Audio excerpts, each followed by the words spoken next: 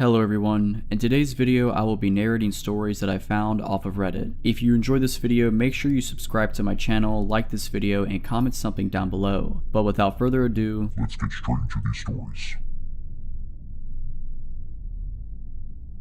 One time I was walking home from the train station after I spent the weekend at my aunt's house. It was about 11 at night and very dark outside. When I was almost home, I noticed a guy on crutches in front of me who walked the same direction and then stopped every couple meters to turn around and look at me before continuing to walk on. Since he was walking with a limp, I quickly passed him. When I did, he stopped walking and grinned at me in a very creepy way. I kept moving, since I lived in an apartment over a burger restaurant. For a moment I considered to ask one of the employees to walk me to the front door because to get to the entrance of the apartment part of the house, you had to walk around the house into a dark court. Finally, I however didn't ask, because I thought what could possibly happen. The guy is on crutches and I didn't want to come across childish. So, I was walking through the court of our house and wanted to pull out my keys while walking. Suddenly, I couldn't find them in my handbag. I realized I had thrown them somewhere in my travel bag, because I didn't want to lose them from my handbag while staying at my aunt's and being out with her all the time. So, still standing in the middle of the court, I had to search the whole travel bag for the key. I was so distracted by the whole key searching incident that I totally forgot about the creepy guy I had encountered before. When I finally pulled the key out of the bag, I looked up behind me and the creepy guy from before was standing right behind me, grinning. I always thought in a situation like that I'd start screaming, but instead, I couldn't get myself to make any sound at all. With the keys in my hand, I started running to the front door, opened it, and jumped inside the house. The guy, still walking with a limp, followed me as fast as he could. Luckily, due to his injury, he wasn't as fast as me. Unfortunately for me, our front door was one of those doors that slowly fall into the lock automatically, but when you try to push them in order to shut them quicker, it pressures back and stops you from slamming it. So there I was, trying to push the door into the lock, while creepy guy was on his way to follow me into the house. Believe it or not, the door fell into the lock right in the second he reached the doorstep. Through the glass door, we just looked at each other, both breathing heavily from the race. He looked quite disappointed. I quickly ran upstairs to my apartment and locked myself in it. Later that night, I looked outside my window and I saw that same man walking up and down the road in front of the house. He stayed there for about 3 to 4 hours after the incident. I can't tell you what it was that made me not call the cops. I guess I was like, after all, nothing happened. What can they do about it? After that, I didn't feel safe in my home anymore because I knew that he knew where I lived. I only left my apartment when being picked up or dropped off and made sure to be home before it was turning dark every day for 2 weeks. Finally, I decided to go to the police and tell them about it to ask whether they could keep a special eye on the neighborhood for a bit. I went to the police station and it happened exactly what I feared. They took notes and said, "We can't really do anything about it now. You should have called before, but we'll make a note." A couple days passed and suddenly I get a call back from another police officer who asks me a lot about what happened. He then tells me that they've been looking for the guy on crutches for months already because he assaulted several girls in our town, followed them into their apartments, and even slept in front of their doors. He had been in police custody before, got out, and violated probation. He had some kind of mental illness too. The police officer told me to immediately call in case the guy showed up again. He luckily never did. It was only then that I understood the seriousness of the situation and realized that I most likely escaped an attempted assault in some sort of way by just an inch. I in a way really didn't believe myself that the whole thing had actually happened before the police guy called me back. This was 5 years ago, but I still think about it from time to time and it still gives me creeps.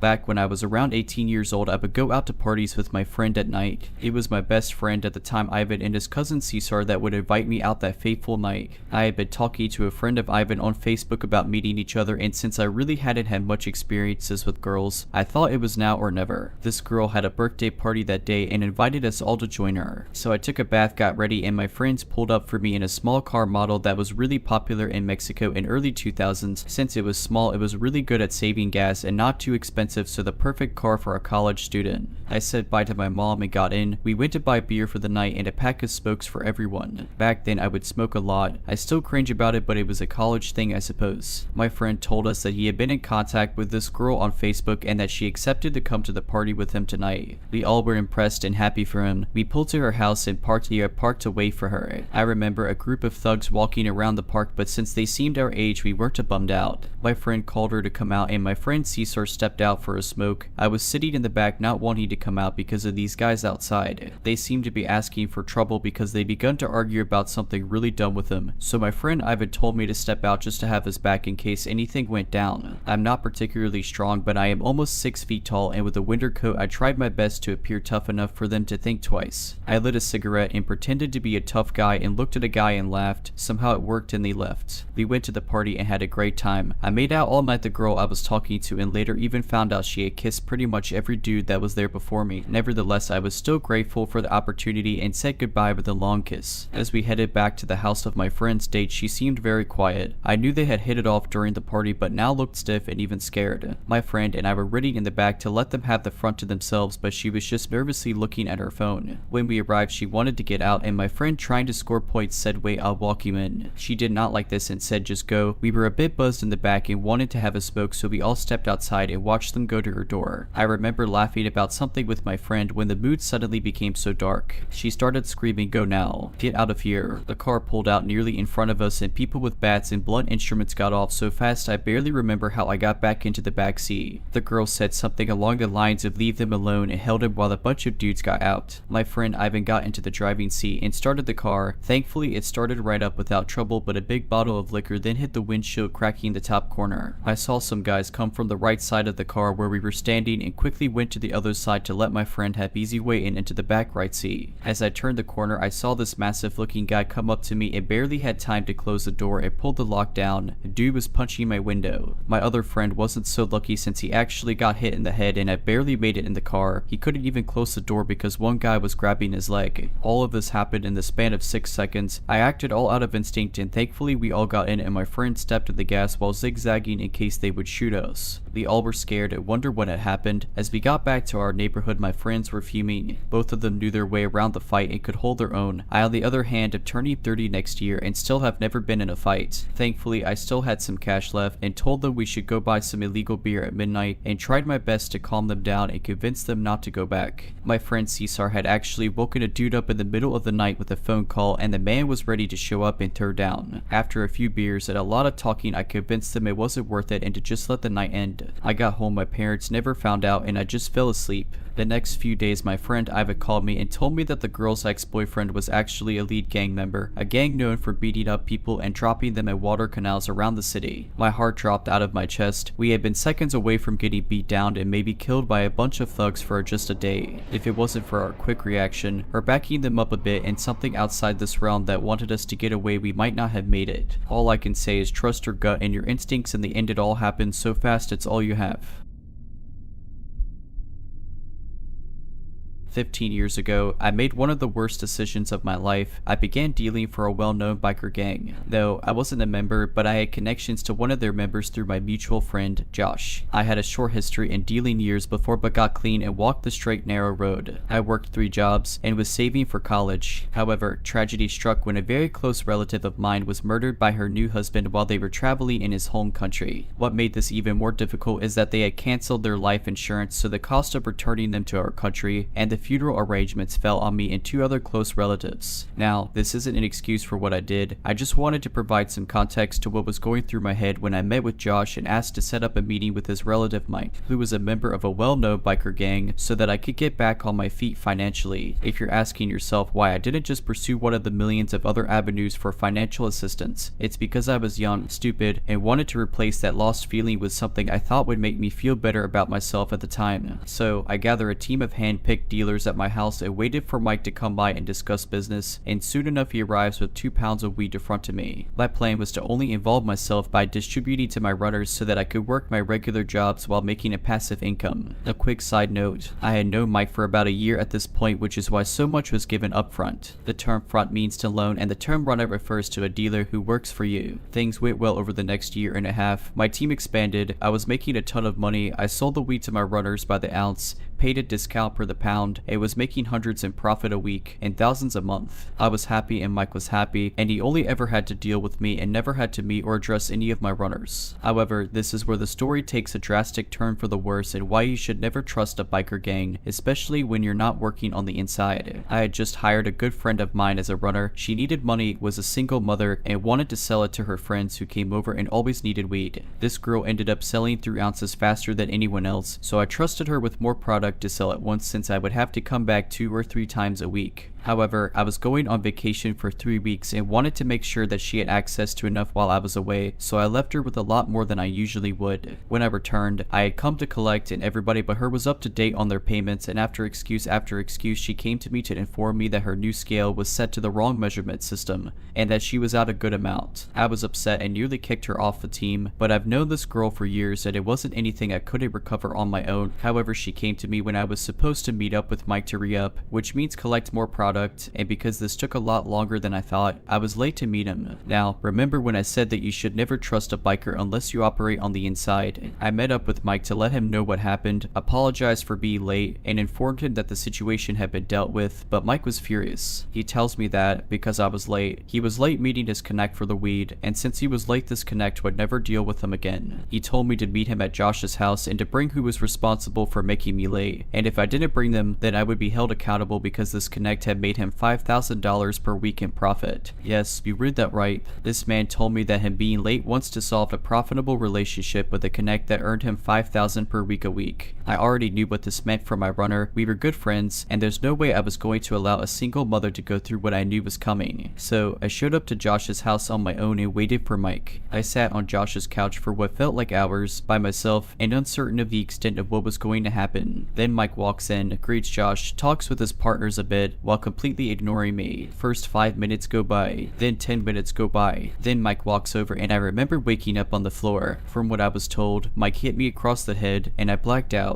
He proceeded to hit me for 2 to 3 more minutes until I woke up to him still hitting me. We sat on the couch and with a handgun to my head he tells me that he is going to charge me the profit he would have made every week from his connect for the next year. For those keeping track, that's $260,000. He tells me that he's going to be generous enough to do the first payment of $5,000 within 48 hours, that the money that I just gave him for my re-up didn't count, that I needed to return the weed, and that he was giving me 24 hours for each additional $5,000 after that. He took my car, which he underpriced at $10,000. This was a newish Mercedes at the time that I was still making payments on, and essentially planned on using me as a human automated teller machine. At this point I knew what was happening, and despite our relationship for the past year, he was going to exploit me for as long as he could until he had a reason to get rid of me. So I went home and thought about my options. I had around $17,000 in cash, my savings, which amounted to just over $35,000. But even that would only get me by on the payments for a week. I realized that even if I was able to come up with half of the money, I would end up in jail or worse. After 24 hours of deliberating, I considered the fact that Mike had never met any of my runners, my family had moved away from this town after the death of the relative, and there was no way that I was going to risk my life or my freedom for some arbitrary debt. So I took all my cash, made my savings available, and knew I only had 24 hours to run as fast and as far as I could. 40:30 in the morning, I gathered a bag full of clothes, called a lifelong friend of mine who had moved to another country 4 hours away, explained the situation, asked if I could stay on his couch for a week, and took a bus as close to the Greyhound station as I could get without stopping in front of it. The Greyhound didn't require photo identification at the time, and I didn't want to fly out of my own city in case anyone saw me, or Mike was able to figure out where I was going by pressing any of the airport staff. At this point my heart was beating out of my chest because, although the Greyhound isn't as busy as the airport, if Mike, or anyone he knew, saw me there it was game over. I waited an hour, then walked inside and bought a ticket for a city 3.5 hours away that had an airport. Before boarding, I wrote down all my important contacts, removed the battery from my phone, dropped it down the sewer, and began my escape. At 8:15 in the morning, I stop in said city and buy a ticket to go and meet said friend. 12:30 at noon, I land in a country I've never been to and a city I've never been to. My friend picks me up and we talk about the situation the entire way home. Him and I had a similar past, and although the story itself is ridiculous, he understands. When we arrive at his place, I cut my hair, decide on a new name I'll go by while staying in the city while deciding my next move. I get a new prepaid phone and number and try to relax. 6 in the afternoon. I was supposed to meet Mike 30 minutes ago. The stress starts to kick in. 8 at night, we've been drinking and telling stories, and I remember that I hadn't deleted my Facebook, so I jumped onto my friend's laptop, threw on a VPN that was located in my home country, and was met with a flood of messages. Josh and Mike had kicked in my front door and destroyed my place. They left messages with the addresses of places they thought I was hiding out. They told me that they were watching the airport and Greyhound station and told me that it would be impossible to leave the city. It was at that point that I realized they never knew I left. Throughout the coming weeks, months, and years, I made a habit of changing phones and moved around from city to city and country to country. I even did those work for your accommodation programs in a couple of countries as a tourist. Every few weeks and months, I would get an email from a single friend back home who would tell me that Josh or his girlfriend were telling people to assure me that it was okay to come back, and things had blown over. A couple times I even tried to reach out to some other friends back home, only to find out that they were trying to cash in on the reward Mike had placed to anyone who could find out where I was. It eventually became easier to cut contact with anyone and everyone around me if I felt that I needed to move or felt that I couldn't entirely trust them. I could never go back to who I was or where I came from physically or mentally. I later found out that Mike had a nasty habit of hiring dealers that when he thought they had made a good amount of money, he would conjure up some dire situation in which they would need to pay him back a crazy amount. He would drain them for every dime they had until they couldn't pay anymore. After that, they would usually end up in a ditch somewhere. One of his associates, who happened to be my next door neighbor back home, was recently charged for first-degree murder after taking a woman out to the woods and killing her. Although this did a number on my trust issues, I've made a lot of changes throughout my life since the event. I've changed my name. Obviously, I'm in my mid-30s now. I have an amazing corporate position in a company that changes lives. I speak to schools about the impact of poverty, and it's taught me to empathize with people in different positions than my own. I own a condo in a very beautiful city. I'm engaged. I took up learning a second language, and I never take the second chance I've been given for granted. I've been clean for just over 15 years now. I've never told anyone in my new life about what's happened. I don't even think they would believe me. I take full responsibility for my stupidity in my younger years. Never again.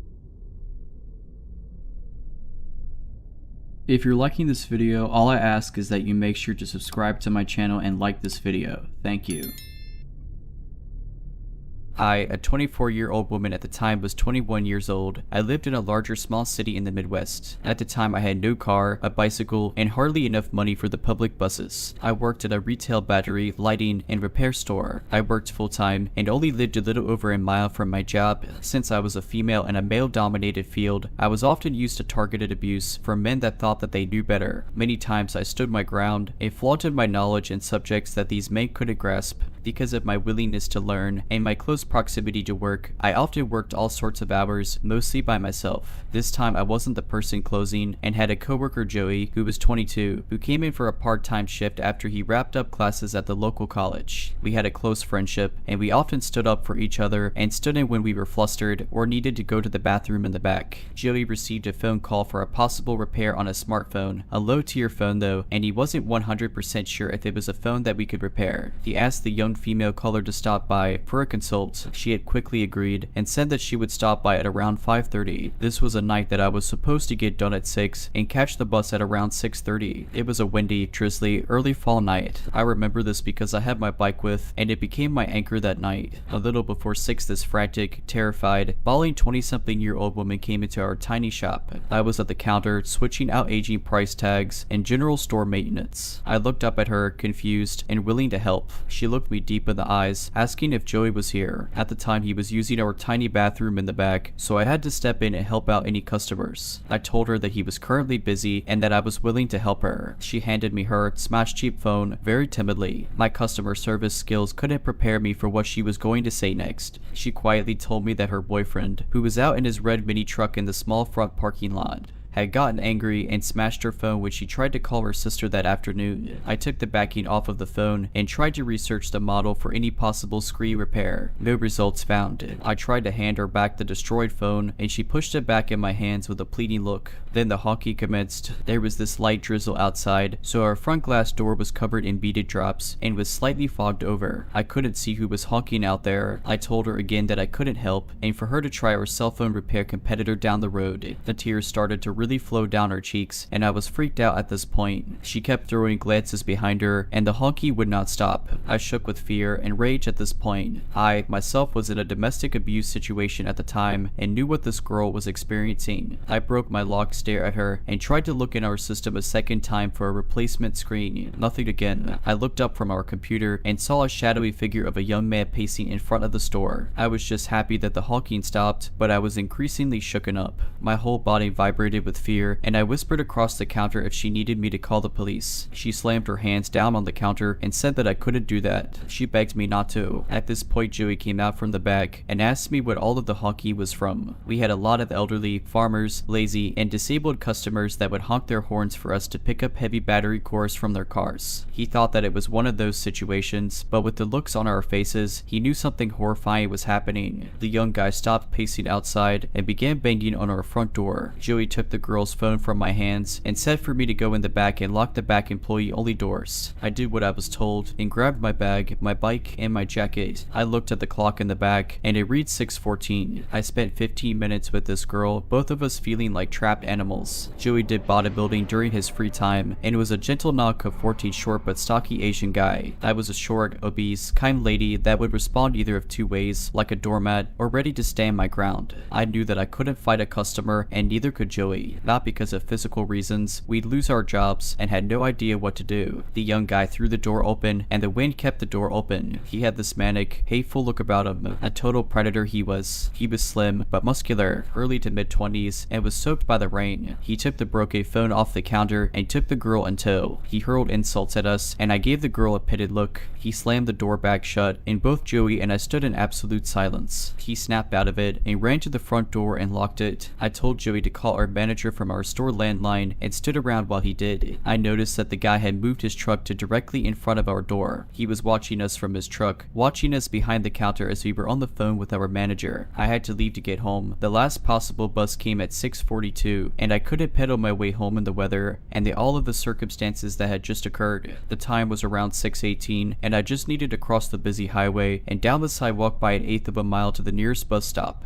Joey, the guy, and I played the waiting game. It was 6:23 when the jerk finally left our parking lot. I told Joey that I would leave at 6:25 so I could arrive at the stop safely. Joey opened the front door, and I threw myself on top of my bike and pedaled harder than I could ever imagine. Now mind you, our store was in an industrial shopping area at the very edge of town. We worked next to a Subway shop and worked across from a strip mall with a bullseye store and a local chain grocery store with other retail stores and a bank, all in that large lot. It started to downpour, and as I tried to pull out of our parking lot straddling my bicycle, I caught a glimpse of the red truck looping around the Subway shop. The highway had dual lanes each way, and I had to play real life Frogger if I wanted to make it my destination in one piece. There was a few cars that slowed for me as I hauled myself to the other side of the road. I jumped off of my bike and threw it on top of the curb. I promptly hopped back on and tried to pedal off. My front wheel was stuck in the grassy strip, and my right foot had slipped off of the pedal. My shin struck the pedal, and I had to act quickly. I grabbed the frame of my bike and jogged awkwardly to the bus stop.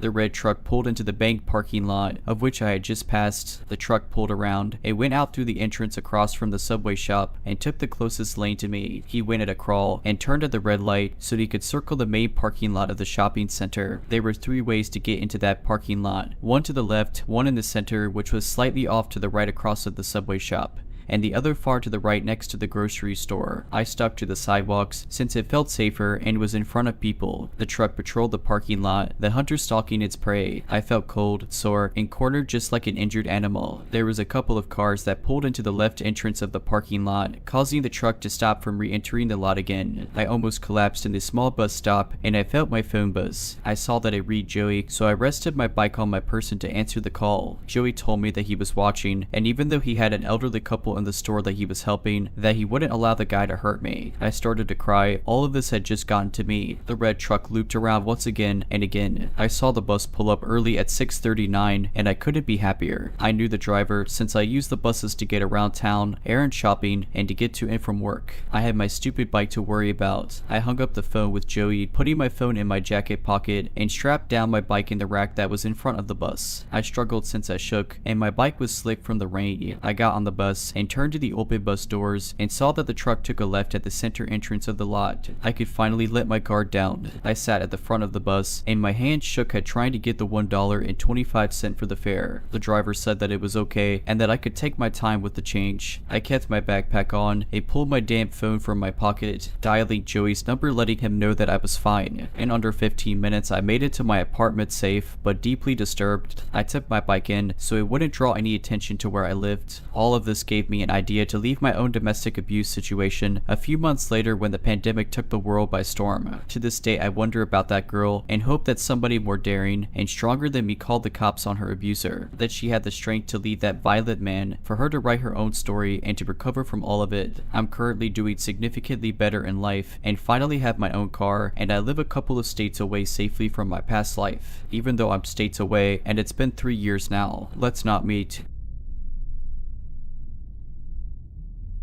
Hello everyone, my name is Lisa and here I will tell you my story, which I describe as really terrifying and which unfortunately still affects my life today. You will understand why. I decided to share it with you because it took place exactly 2 years ago and because I think it can serve to awaken the prudence of some, especially in this period where the days are shortening. To put you in context, this happened on October 1st, 2020 in the midst of the pandemic. I was 17 at the time and I had just left France near Paris for a provincial town to continue my studies. As a student 4 hours by train from my parents, I obviously decided to take an apartment, but the prices were unaffordable for me, so I settled in a brand new student residence. It is in the heart of a rich residential pavilion, contrasting with my small student residence. Everything is fine. I normally go to school, but right from the beginning, the teachers tell us that unlike students in other disciplines, we will have lessons in presence and not at a distance, so we will be the only ones to animate this part of the campus. In short, the first classes are going pretty well, even though I have trouble fitting in like the others because of the masks and this nasty virus. There is also a black shadow. On Thursdays and Fridays I finish at 8 at night, which makes me return to my little house around 8:45. Time to wait for the tramway that didn't pass often during the pandemic and make the 3 stops before walking 10 minutes to the residence. As you understood, I was alone on my way to school, but in the week of September 21st to the 27th, when I went to class in the morning, I met strangely a man 3 times dressed in black, wearing a hood and whose face I could not really distinguish. Finally arrives the night of October 1st. As usual, I leave school, but unlike other days, I take the tramway. About 1 hour later, I finally made a friend with whom I discussed the time of his bus. And as usual, I wait alone, and once in the tramway I realize that just as at the stop there is nobody except the driver and me. So I decided to sit in the 4-seat squares to make myself comfortable. At the next stop, which is still in the campus area, as I turn my head before the doors automatically close, my eyes cross that of a man sitting alone in black. And in half a second, the man blocks the doors that were closing and enters. While the tramway is empty, he sits in front of me. Intimidated and understanding that the situation is suspicious, I look away. I prefer to look out the window. The more time passes, the more my instinct leads me to believe that this man may have bad intentions. In my head, I begin to develop a plan to ensure that the person does not follow me when I have to go down. Once the tram arrives at its destination, I decide to leave at the last moment, just before the tram closes. As I start walking, I hear a cry and I turn my head. I see the man who managed to get out and obviously pinched his fingers blocking the doors. The latter then begins to walk behind me. This time I am sure I am being followed. As I accelerate the pace, I hear the man do the same. I can even hear his breath coming closer. Then it came to me to pretend to be on the phone to scare him.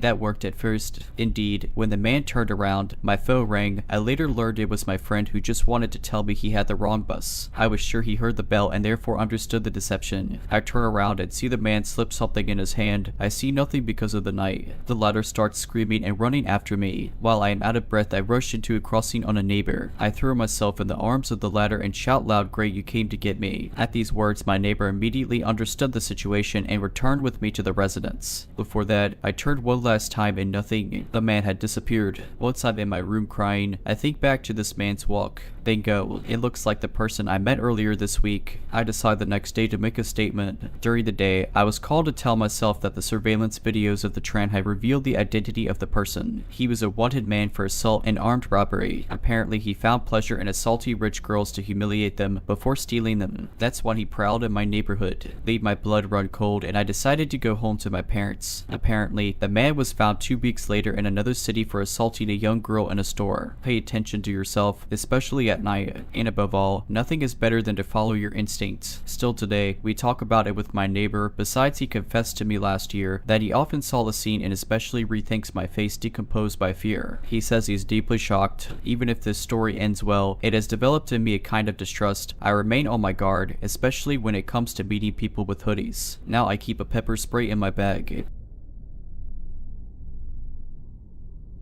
This happened when I was about 16 years old, so over 20 years ago. I have 5 younger siblings and my little sister would have been 5 years old. We lived in a bad neighborhood. In the housing projects, our neighbor was nice, but she always had sketchy looking people hanging around, especially men. One day these 2 new guys started hanging out there every day. They'd always be outside smoking or just sitting on our porch. They made me really uncomfortable. They were always staring at me and would sometimes try to get me to walk over and talk to them. Or they'd come over into our yard when my parents weren't home and talk to me, asking me if I had a boyfriend and asking me if I wanted some beer or weed. I was a goody two-shoes Mormon girl, so I was always like, no thank you, I have to go inside now. They were probably both around 30 years old or so. Then they started coming over and asking to use our phone when my parents weren't home. My parents always let the neighbors use our phone, so I never said no, but I would just pass it through the door and make them stay on the porch. They'd sometimes ask to come in or try to talk to me, but I would tell them no because my parents weren't home. Now I realize how dumb that was because they could have just pushed the door open, but I was raised to ignore red flags and be polite and sweet at all times. Anyway, we had a little dog and I always took him outside early in the morning on a leash. I was out one morning and one of the guys came outside and stood there staring at me for a few minutes and then went back in. I brought the dog inside and just a few minutes later there's a quiet knock on the door. I opened it and both guys were there and one says, "We just saw your baby sister out by the highway. You need to come get her." I panicked and ran outside with them. I started to run down our street towards the highway and one of them says, "No, we'll drive you down there. We need to hurry." I seriously took 2 steps towards their truck before I realized what I was doing. I stopped and said that I needed to go back inside and tell my parents, and the man closest to me grabbed my arm and jerked me towards the truck yelling, "We have to go now. She's going to get hit by a car." I instantly felt sick and just yelled, "Let go of me." He dropped my arm and I ran back inside my house. I ran into my parents' bedroom to wake them up and my little sister was sleeping in their bed with them. I woke everyone up because I was freaking out and my dad ran outside and the guys in their truck were gone. I never saw them at the neighbor's house again. I wish I could say that my parents called the police or something, but they just kind of shrugged it off and made excuses like maybe they saw another kid that looked like your sister. If you're liking this video, all I ask is that you make sure to subscribe to my channel and like this video. Thank you.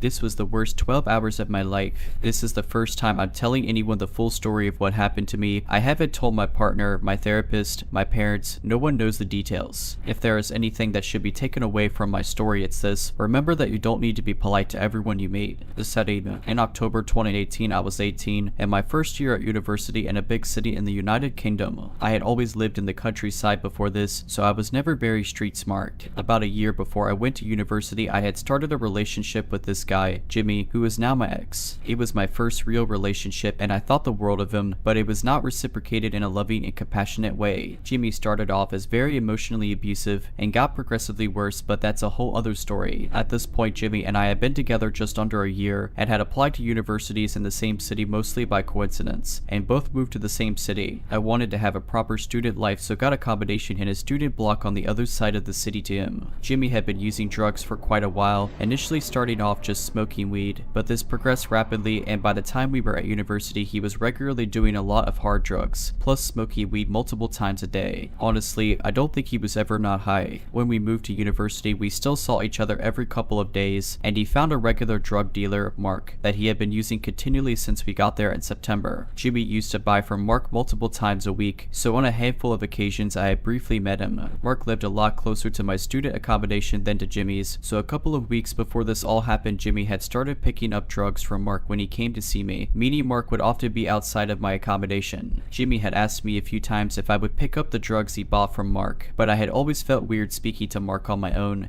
Plus I rarely smoked weed, so felt very weird picking up drugs in general. At 6 in the afternoon, at the end of October, Jimmy had plans to come and see me that evening and asked me again if I would pick up some weed from Mark. I was in a good mood that day and feeling more confident than usual, so for the first time I agreed to. Jimmy gave me Mark's number and said that Mark would message me when he was on his way. Only around 10 minutes later I got a message from Mark saying that he was nearly outside my apartment, and I needed to go outside, so I did. Outside of my accommodation there was a quieter area with a lot of benches, so I sat and waited for him. Behind me was only a wall and a small contained area that had all of the bins for the building. Out of nowhere I felt someone's hands on my shoulders in a really weird, creepy way. I jumped, obviously, and realized it was Mark, who I barely recognized as I had only briefly seen him a couple of times. I realized now that my back had been to the wall at the bin storage, so he must have been waiting there. I was immediately on guard because of how he touched my shoulders, especially because I didn't know him, so shifted away from him as he sat down next to me. He began talking to me as if we were buddies, asking me a million questions about myself, like deeply personal questions. The whole time I was deflecting, not wanting to give out any information, so started asking him questions instead. He began a really deep monologue about himself and his life, where he openly told me he had just gotten out of prison a few months before. It was for some kind of violent crime. I engaged his ramblings, just nodding along, but still trying to get back to the whole point of just picking up drugs for my boyfriend. It reached 7. I have always been able to talk to anyone. It was always taught to be nice when someone is talking, so I ended up sitting there for around an hour trying to get the conversation back to the reason I was there, to pick up drugs for my boyfriend and go. It was so long it actually started getting dark. This guy just kept talking. I knew my boyfriend was going to be coming over soon, so I kept looking at my phone to see if he was on his way,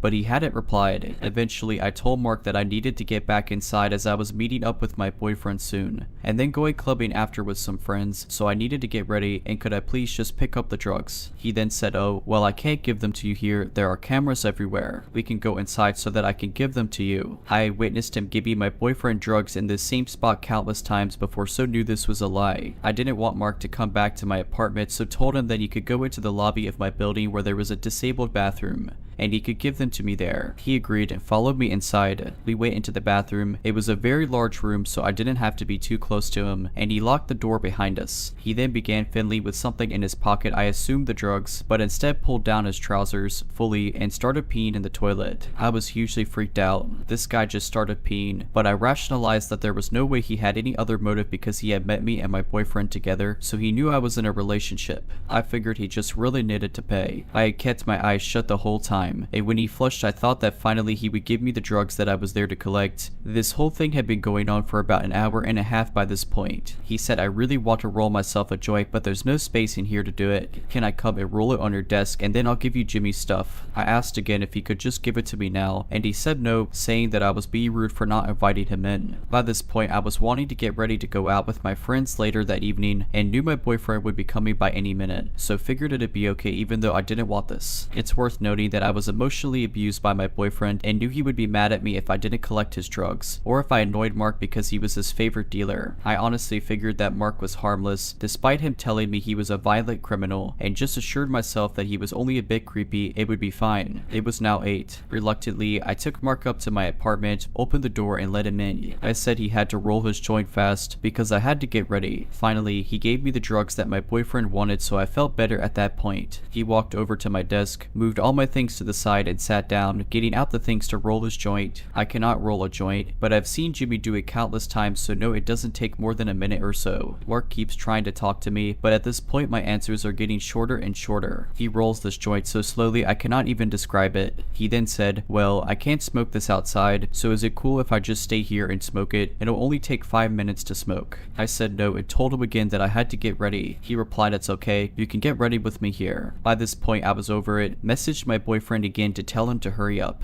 Mark asked me again, and in my frustration and wanting this guy out of my apartment I just said okay sure, but be quick. I then went out of my room into the shared kitchen. I only had 2 flatmates and no one else was in the apartment that night. Grabbed some wine and a glass so that I could have some solitary pre-drinks and returned to my room. I sat for another 15 minutes being increasingly less polite, but he kept talking to me. I drank my first glass of wine pretty fast and just decided if Mark was going to take ages then I would just get ready to go out with my friends. I told him that as soon as he finished smoking he could just leave on his own, so I left him sat at my desk, took some clothes into the bathroom and jumped into the shower. It was now night. Maybe a minute or so into my shower I heard some soft footsteps outside the door, and like a scene from a freaking horror movie, I saw the door handle slowly be pushed down. Thank the Lord I remembered to lock the door. All of a sudden Mark began banging on the door. I turned the shower off and just said hello through the door. He shouted through the door, asking me to let him in because he needed to pee again. I obviously said no and just just got dried and dressed. Thankfully, I took clothes to the bathroom as fast as I could. By this point, I figured there was no way he was going to leave my apartment until I did, so I did my makeup as fast as I physically could and messaged my friends that I'd be coming to theirs sooner than I had planned. I still hadn't gotten a reply from my boyfriend, so I just told him that I was going out early and not to come over. I got ready to go and told Mark that I was leaving now and he needed to come downstairs with me. He was still sat at my desk and ignored what I was saying. He asked if he could stay in my room while I was out because he was tired and wanted a nap.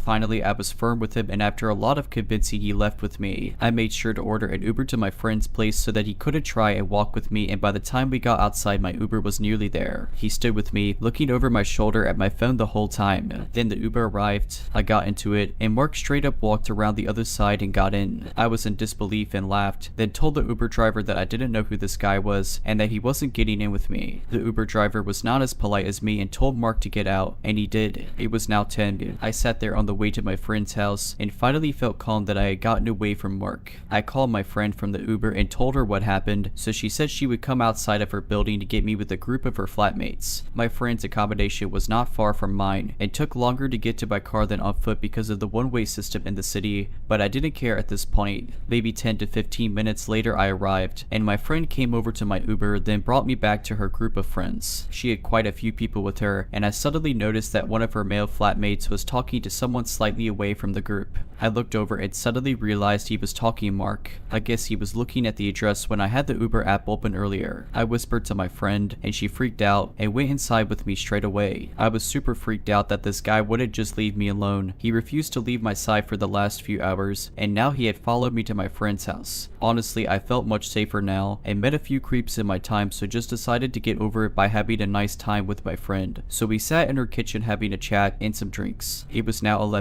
After a while talking to her, I almost forgot what had happened just an hour ago and was getting increasingly tipsy from the wine. The kitchen door opened and her male flatmate comes inside announcing that he invited a guy who had given him free weed. You guessed it, Mark walked in. Mark addressed me by name and walked over, putting his hands around my waist from behind. I get pretty confident when I drink, so I had no problem pushing him off me and announcing to everyone in a jokey way, yeah, this is the guy who has been following me around all evening. I don't know him. Even in this room with all of my friends' flatmates, I still didn't feel safe. He stayed away from me, looking at me for a while from the other side of the kitchen, and I just ignored him. My friend could tell I was uncomfortable, so suggested we go and drink in her room. Around 30 minutes after going into her room, the door slams open suddenly, and Mark is standing there. He says, "Oh, I was looking for the bathroom. Can I use yours?" She tells him to get the out, and he does. I'm honestly just bored of this guy's constant presence at this point, so we decide to just go to the club early. It's now 12. We grab our stuff, run past the kitchen door and outside. My friend orders us an Uber, and we get in and go to the club. After a while, some of her flatmates join us, but Mark does not. Thank the Lord. The people who had been in the kitchen said that Mark left shortly after he saw me and my friend leave,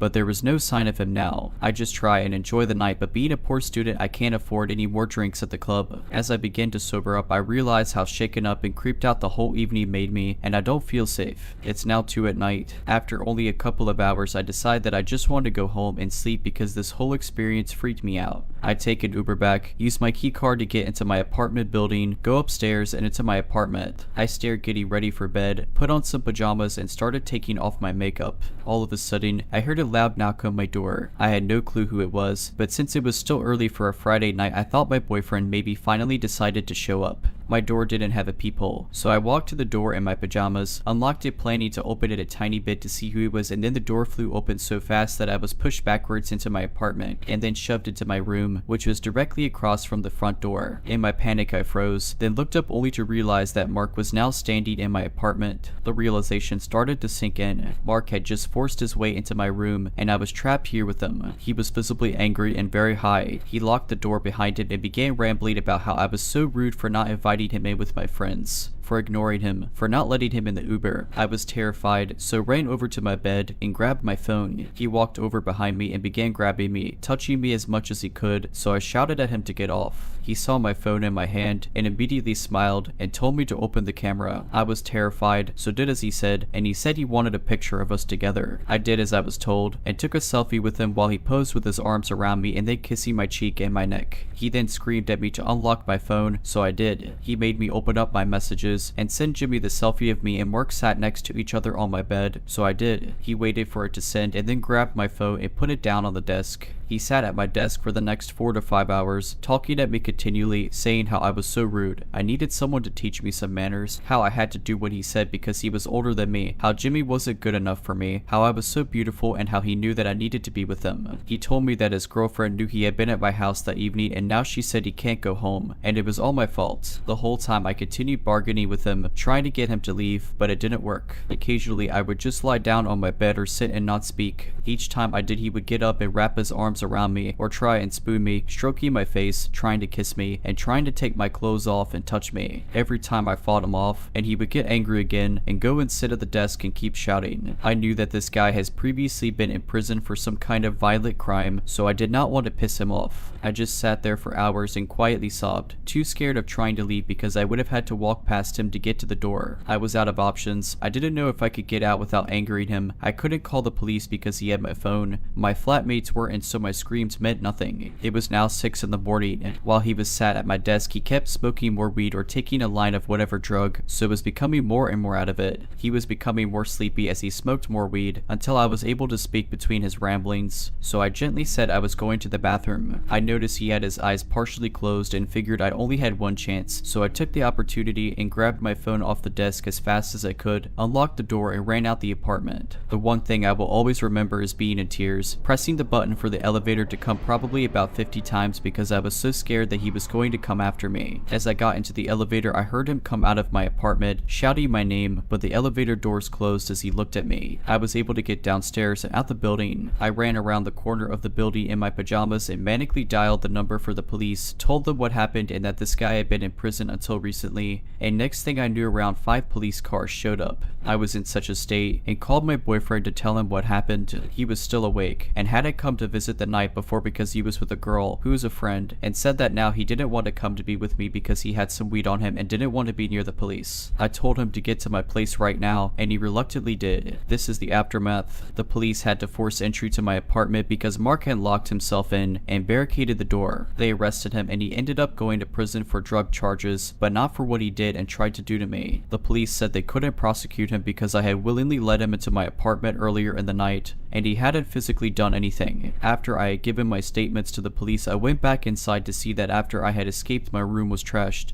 Mark had thrown things around and smashed things in anger. I'm so glad I got out when I did because I can't imagine what would have happened if I was trapped in the crossfire. I don't know what happened to Mark after that, but I moved out of that apartment a couple of months later and away from that city as soon as I could when the pandemic hit, to make sure Mark could never find me. I actually stayed in my abusive relationship for another year or so until I realized that I was too good to put up with Jimmy's stuff. I couldn't go outside for months after, which messed up the whole of my first year at university. It has taken until now for me to be able to walk around at night, and being alone in public is still really difficult. If you take one thing away from this, stop being so polite. I was raised to be nice to everyone, and I realize now that being polite worsened everything. I wish I had never been polite enough to pick up drugs for my ex, or polite enough to let Mark into my apartment when he begged. So to Mark, let's not meet again.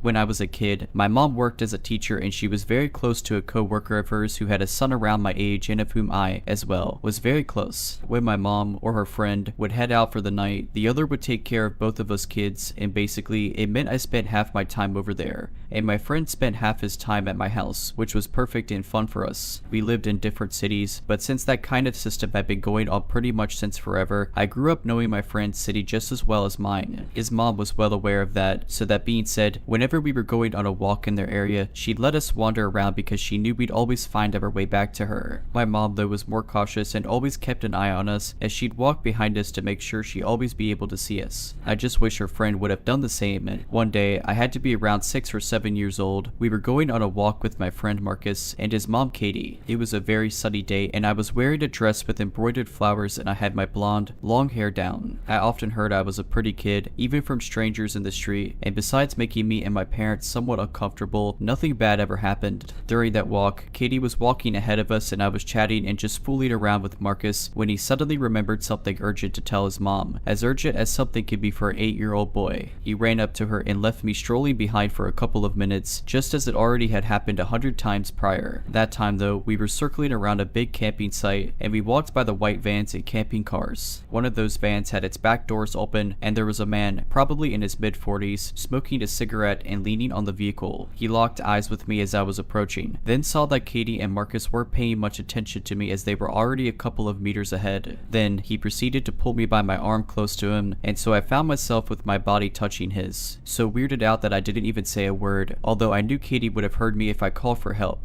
He leaned toward me as he was obviously much taller than I was, muttering something I didn't get, and he winked at me and kissed me on the lips and then pulled me to the open doors of his van. At this point, if he had pushed me just a little, I would have fell in the truck. At this point, I just was too scared to even lift a finger, and even though I didn't understand everything that was going on, I knew it wasn't alright. He put his hands on the doors as to close the vehicle and I felt my heart sink. At that exact moment, some other man jogged towards us, in his 40s as well, waving hello to me and saying something along the lines of "I lost sight of you for a bit." I was so scared. He had a very friendly look on his face and was staring at me with great insistence and with a huge reassuring smile. And the van man awkwardly laughed and yanked me out of the way of the car, slamming the door shut. I ran to Katie as I heard the van go off and just acted as if nothing had happened. To this day, I never told that story to anyone, not to Katie or Marcus, not to my mom, nobody. I am 22 years old today, so to the friendly guy who obviously didn't lose sight of me or whatever but just probably saw everything and wanted to interfere, from the bottom of my heart, thank you. To the guy who surely would have abducted me and who was strangely okay with kissing a kid in public and in broad daylight, I'm not even in the mood to add anything to what happened, but everyone thinks the same thing as I do and I wish you the worst, and let's not ever meet again.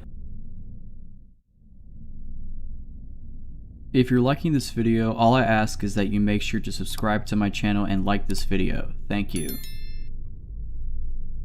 This happened a few weeks ago. I work at a petrol station. I have years experience in a previous one, so getting this job was just piece of cake I guess. Only this was different, it's low working. Can you imagine 8 hours entirely by yourself? Especially doing late shifts. So my shift started early afternoon, about maybe half an hour into my shift this guy walks in. I seen him before as he entered the shop the day before and randomly asked me if I had any shopping bags to spare. The guy was giving me some uncomfortable vibes, but luckily someone else was working with me that day for a short while, so I asked them to deal with that guy. My colleague said we don't have anything to spare you and told him bye. The guy leaves. Anyway, back to this very day, that guy walks in and I thought, what does he want now? Another handout. Of course, he just walks up to the desk and just starts chatting to me. He was asking me some advice about his living situation as he told me he used to be homeless. Since to me it's not really my place to give advice, plus I just really didn't want to be stuck talking to this guy, I just shrugged and told him to just sleep on it and have a think about things. And of course he left. He didn't enter the store to buy anything at all, just a chat, but thinking back I remembered that he asked me what time I got off and stupidly told him 11 at night. I got on with my shift as usual up until 9:30 at night he returns, but with another guy who may I say looked dodgy. All dressed in black hood up, the guy who entered the shop previously pokes his head into the door and asked if I do phone top-ups. We do, but something in my gut was telling me make him leave now. So I lied and told him we do not. So the guy and his dodgy friend hang outside the store for a bit while I was serving customers, then until the shop seemed quiet again they both entered the store and would look like they were looking all around the shop.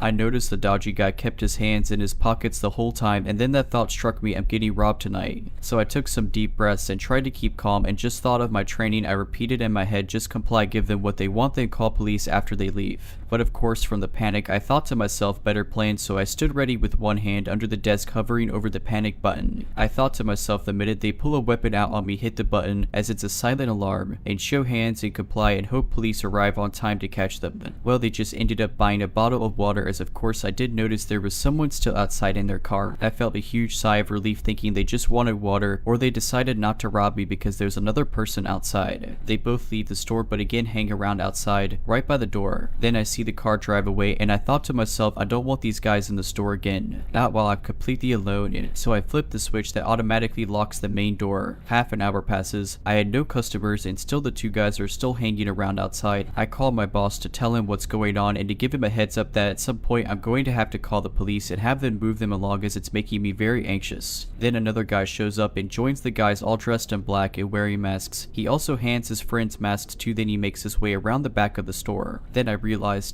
The back door, the one I go out from to puff on my vape. I ran to the back door, slammed it shut and locked it. At this point I was scared for my life, as these guys stack around the place to which felt like an hour and a half. I hid in the office watching the cameras. I picked up the phone and dialed the non-emergency number for the police. At this point I was really freaking out, but of course I had to listen carefully while a bit on the phone was going through those press 1 for this. I couldn't focus as the next thing a colleague calls me on my mobile to check in on me. I told him what's happening, then I came out the office to take a peek, and of course those guys were right up to the window knocking to grab my attention. And yes, they saw me with 2 phones to my ears. They saw me. I said to my colleague on the phone that I came up with an idea. I put the phone I had making a call to the police down and kept my colleague on the phone. I said, listen, I'm going to see what they want. Stay on the phone. I'm going to put you on speaker. Stay quiet. Don't say a word. Just listen. If you hear me say the store is slow, you hang up and call the police. I mean if that's me telling you I'm in danger. So I put him on speaker and hide my phone in my bra. I head to the window. What's up guys? Can I help you? Guy, why is the door locked? That's because we're in night mode now. Door's locked but I can surf through the hatch. What can I get you? They just look at each other and whisper amongst themselves. Guy, we'll just take some smokes and a lighter. Sure, 1 minute. I grab what they ask for and they push a $20 note through. I quickly grab the 20 and of course check it. Then I rang them up, but as I had their change ready I saw one hand through the hatch. I dropped their change into that hand, avoiding contact. Okay, thank you, bye now. I stared them down. They finally leave for good. As soon as they were gone I fell to the floor and burst out crying after holding in that fear for so long. I demanded that my shifts are to be changed to morning shifts after that night or I'm quitting. In my late teens and early 20s, I was friends with a girl named Lucy. She was a very lonely kind of girl whose parents were, well honestly, really bad parents. Her mother was verbally abusive and her father really couldn't care less about anything. Because of the lack of love in her life, Lucy searched through dating sites for love and comfort from strange men, and she was not afraid of meeting them face to face even if they'd been chatting for only a few days. My friendship with Lucy was a strange one. I found her quite annoying sometimes, but I also felt awful for her because of her loneliness and lack of friends and love in her life. Sometimes I really didn't want to hang out with her, and some days I would accept her offer to hang out. When it was just her and I together, she was normal and okay to be around, but also very appreciative of having someone giving her attention. We had a small group of friends and she would try to get all of us together as often as possible, and honestly, the whole group together was really quite fun. When we were all together, Lucy was very hyper and you could just tell that she was happy to be around people who didn't insult her as her mother does. Suddenly, Lucy tells us she has a boyfriend. We were all surprised because we knew she met a lot of guys online, but we had never heard her say she was dating someone. A few days later, she sets up a day for our friend group to meet Trevor. None of us were looking forward to it because we thought he was going to be like all the others, a temporary boy toy. When we met him, we all felt awkward. He barely spoke a word. He wouldn't look directly at any of us at all. Lucy would try to be funny, but he would just give her dirty looks. Needless to say, we thought he was a weird one and could tell he didn't care much for her. As the days went on, Lucy kept telling me how much Trevor did not like me. This was weird because no one ever disliked me. I am always polite, respectful, and I smile a lot at everyone, but for some reason, he did not like me. She kept saying he thinks I abuse Lucy for her money. Not sure how he thought that since I paid for everything for Lucy. To keep this piece of the story short, I think he was trying to find reasons to convince her to get rid of me. I got a terrible vibe from Trevor. He dressed like he didn't care about life. He never smiled. He didn't shake our hands when first meeting us. He stank of weed and really had an overall uncomfortable feeling about him. After months of Trevor trying to convince Lucy that I am a terrible friend and she should not hang out with me anymore, she started to do as he said. She would start to hide me from him. If she and I were together and he would call her on her phone, she would lie and say I wasn't there. If she was with a group of friends, he would never swear I wasn't there. When he was going to be joining the group on an outing or just hanging out at her place, she would tell me I couldn't come. Lucy will do whatever a boyfriend says just to keep pleasing him so she doesn't lose him. Now here's where it gets scary. Lucy calls me one day and says she wants me to come hang out at her place. I agreed. She came to pick me up. We went to her house and watched television for a bit. We then decided since it's a nice day outside, we would take her 2 dogs for a walk to a nearby pocket park and would later return to the house to have lunch together. While at this park, she receives a phone call. Now, let me say that Lucy is not a private person whatsoever and has never ever walked away to answer a phone call until this day. She walked far enough away that she knew I would not be able to hear anything she said. This was suspicious to me, but not enough to question it. The call ends as she begins walking toward me with a look on her face as if she is trying not to smile. She tells me, "So, I need to bring you home now." I was slightly confused as we had only been together for about an hour when we usually spend the entire day together. She would never wanted me to go home. She would even frequently beg me to sleep over to avoid being alone. So anyway, I said okay and we walked to drop off her dogs at home and we got into her car and off we went. About 10 minutes into the car ride, I realized she isn't going in the direction of my house, so I questioned it. "Where are we going?" She smirked but didn't respond. I asked again, laughing uncomfortably. "Seriously, where are we going?" She continued to smirk but didn't want to answer me. I started to realize she was heading in the direction of where her boyfriend lived. "Oh no." I asked one last time with anger in my voice, "Where are you taking me?" Her only response was bone-chilling to me. "Trevor wants to talk to you." Nope, I wasn't having any of this. I insisted and demanded she let me out of the car, but with her evil smirk and same response, she said it again, "It's okay. He just wants to talk to you." I was furious at this point because this creepy guy who looks like he wants to kill someone, who also despised me, wanted to talk to me. Why can't he talk to me on the phone? Why do I need to go to his sketchy apartment? She absolutely refused to let me out of the car. She had the doors locked, as if I wasn't able to unlock my passenger door. I waited until she reached a red light. I grabbed her wallet from the back seat and took out her bus pass and bolted out of the car. I had no idea where I was or where the nearest bus stop was, but I was not about to let her crazy boyfriend do whatever he wanted to me. She yelled for me to get back into the car, but of course, I ignored her. She sped off furiously. I immediately blocked her number on my phone. I removed her as my friend on social media and immediately warned the group of friends not to talk to her because she has gone nuts. I have not spoken to her since that very day, and she also lost the other 5 friends of the group as well. After this situation, Lucy, I hope you're truly lonely now.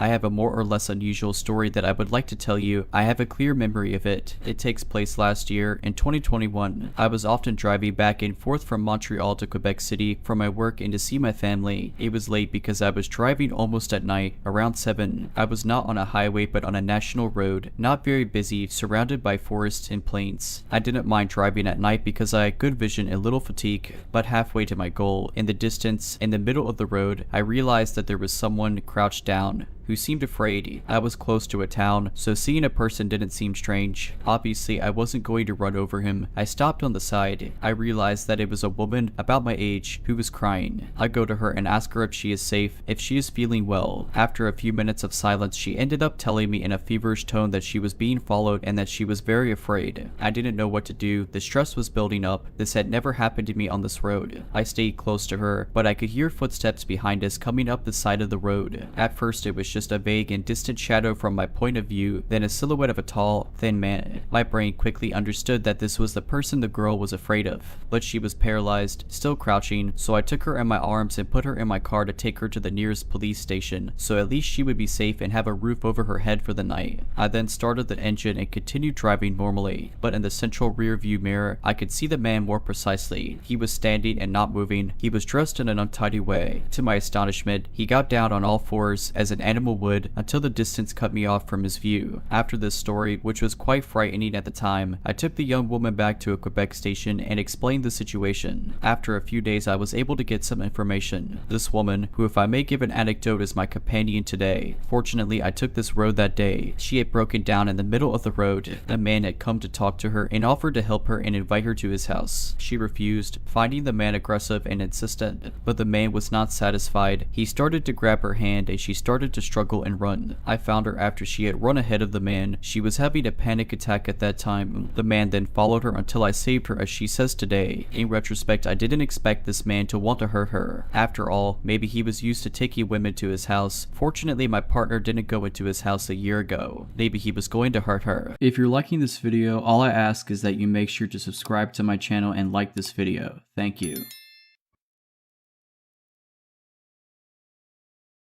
Over 4 years ago, I went to work at a warehouse in a small town as a quality control technician. I decided to leave after my health started to get worse physically, and I was diagnosed with panic disorder and severe anxiety after the situation that I'm about to tell you. This changed the way that I developed friendships after that job, that's for certain. So I started this job on April Fool's Day of 2019, which was odd to me. I had no kind of high expectation of the job. All I wanted was to do my job, get paid, and go home, as I had 2 children at home and many things that I could work on there. there. The job wasn't hard and it made pretty good money for all duties considered, so I really couldn't complain. I worked second shift for about 5 months and I went to day shift. While working on second shift, I kept to myself mostly until one day I met someone from one of the lines after we struck up a conversation about gaming. For the sake of anonymity, we'll name him John. Well, John was a pretty good guy and we had a lot of things in common. I went home that night and he popped up as a suggested friend on Facebook. Again, another oddity, so I decided to add him. When I did, we started talking more at work until he suggested that we should hang out, so we did hang out pretty frequently. We were friends for a month at this point, and one day he decided that he was going to introduce me to his partner. She seemed decent at first, super nice, didn't seem to be a judgmental type, so I was cool with her. From then on, I would hang out with him when my kids were spending time with my mother. One time, we were talking at a restaurant and he started to vent to me. Dude, she's such a jerk sometimes. The other day, I forgot to take the trash out and she threatened to stab me if I didn't. I've never been in a relationship where someone's threatened me, but she's got good intentions. Dude, when he said that to me, I was concerned, but of course, we had only been friends for a month, so I thought that maybe he was being morbid jokingly, so I chuckled at him.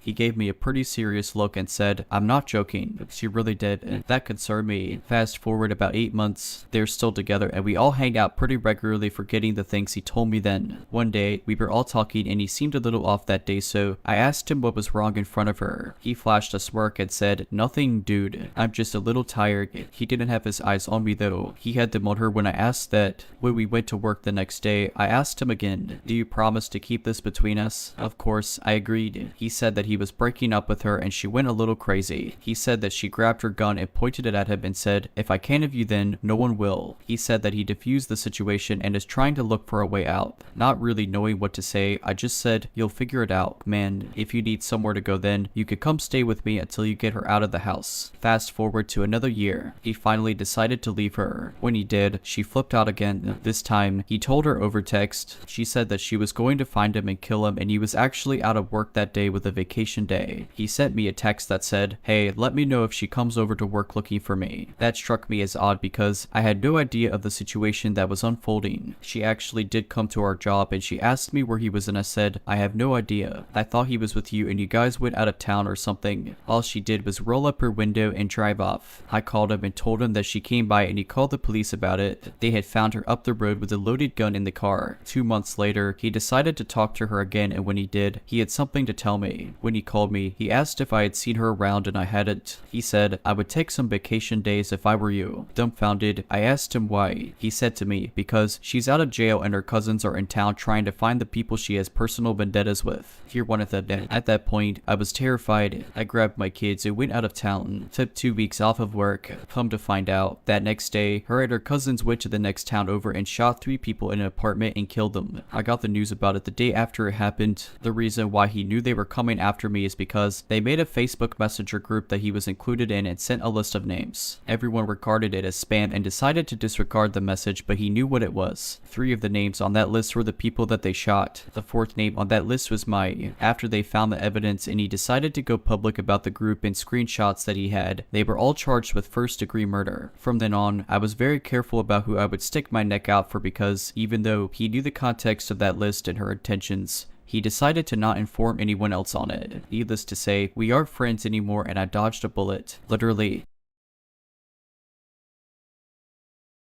I grew up in a small, rural town where nothing ever happens. The sort of place where it wasn't unusual to leave your doors unlocked and your closest neighbors are a mile or so from your house. Our family also had this giant old cat, Tag, who was a bit of a drama king, but we loved him. One summer when I was around 9 or 10 years old, the cat starts going ballistic. Tag generally slept in my room curled up next to me until I fell asleep and then would get up to doing whatever cat things he did at night. Occasionally, he would meow or try to wake me up on unfortunate nights when he could see the bottom of his food bowl and needed a midnight snack. Usually if I ignored him, he would give up or rarely go try to wake up my mom instead. This night, however, he bangs against my parents' bedroom door until he gets in and is meowing loud enough to wake us up. Our bedroom doors were next to each other and I called a tag to come to bed because it's about 2 in the morning. He is having none of it and is carrying on. My mom gets up, goes down to the kitchen, and then huffs back up with Tag on her heels, still meowing insanely. She said his bowl had plenty of food and he just walked her to the door of the kitchen. Tag was an indoor and outdoor cat, but had his own cat door through the garage, so there was no need for one of us to let him out. My mom said my brother must have left the kitchen door open and just the screen door was shut, but she wasn't holding it open forever for the cat to just stand there and not go out. She shut the kitchen door and went back to sleep, firmly shutting her bedroom door this time so Tag couldn't let himself back into their room. I always kept treats for him in my room and offered him one, but he was still meowing at their door, trying to get them up. I grabbed him and brought him into my room and shut my door to try to get him to sleep.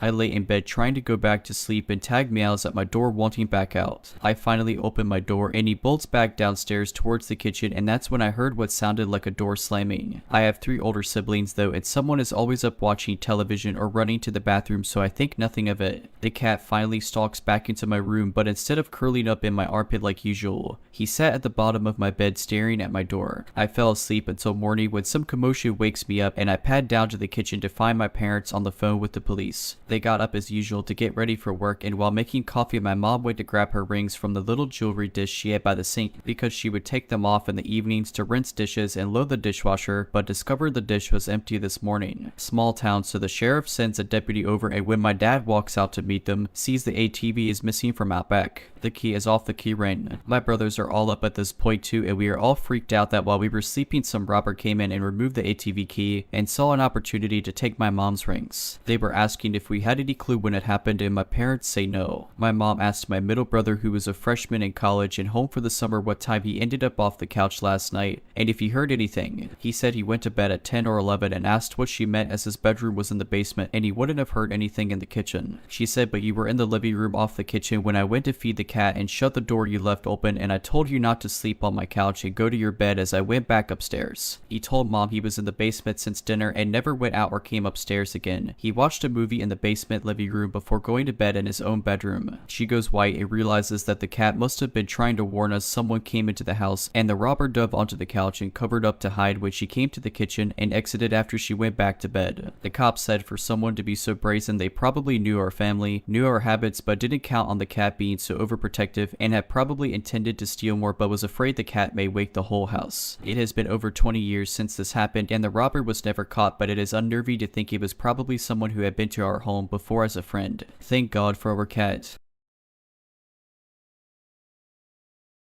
If you're liking this video, all I ask is that you make sure to subscribe to my channel and like this video. Thank you.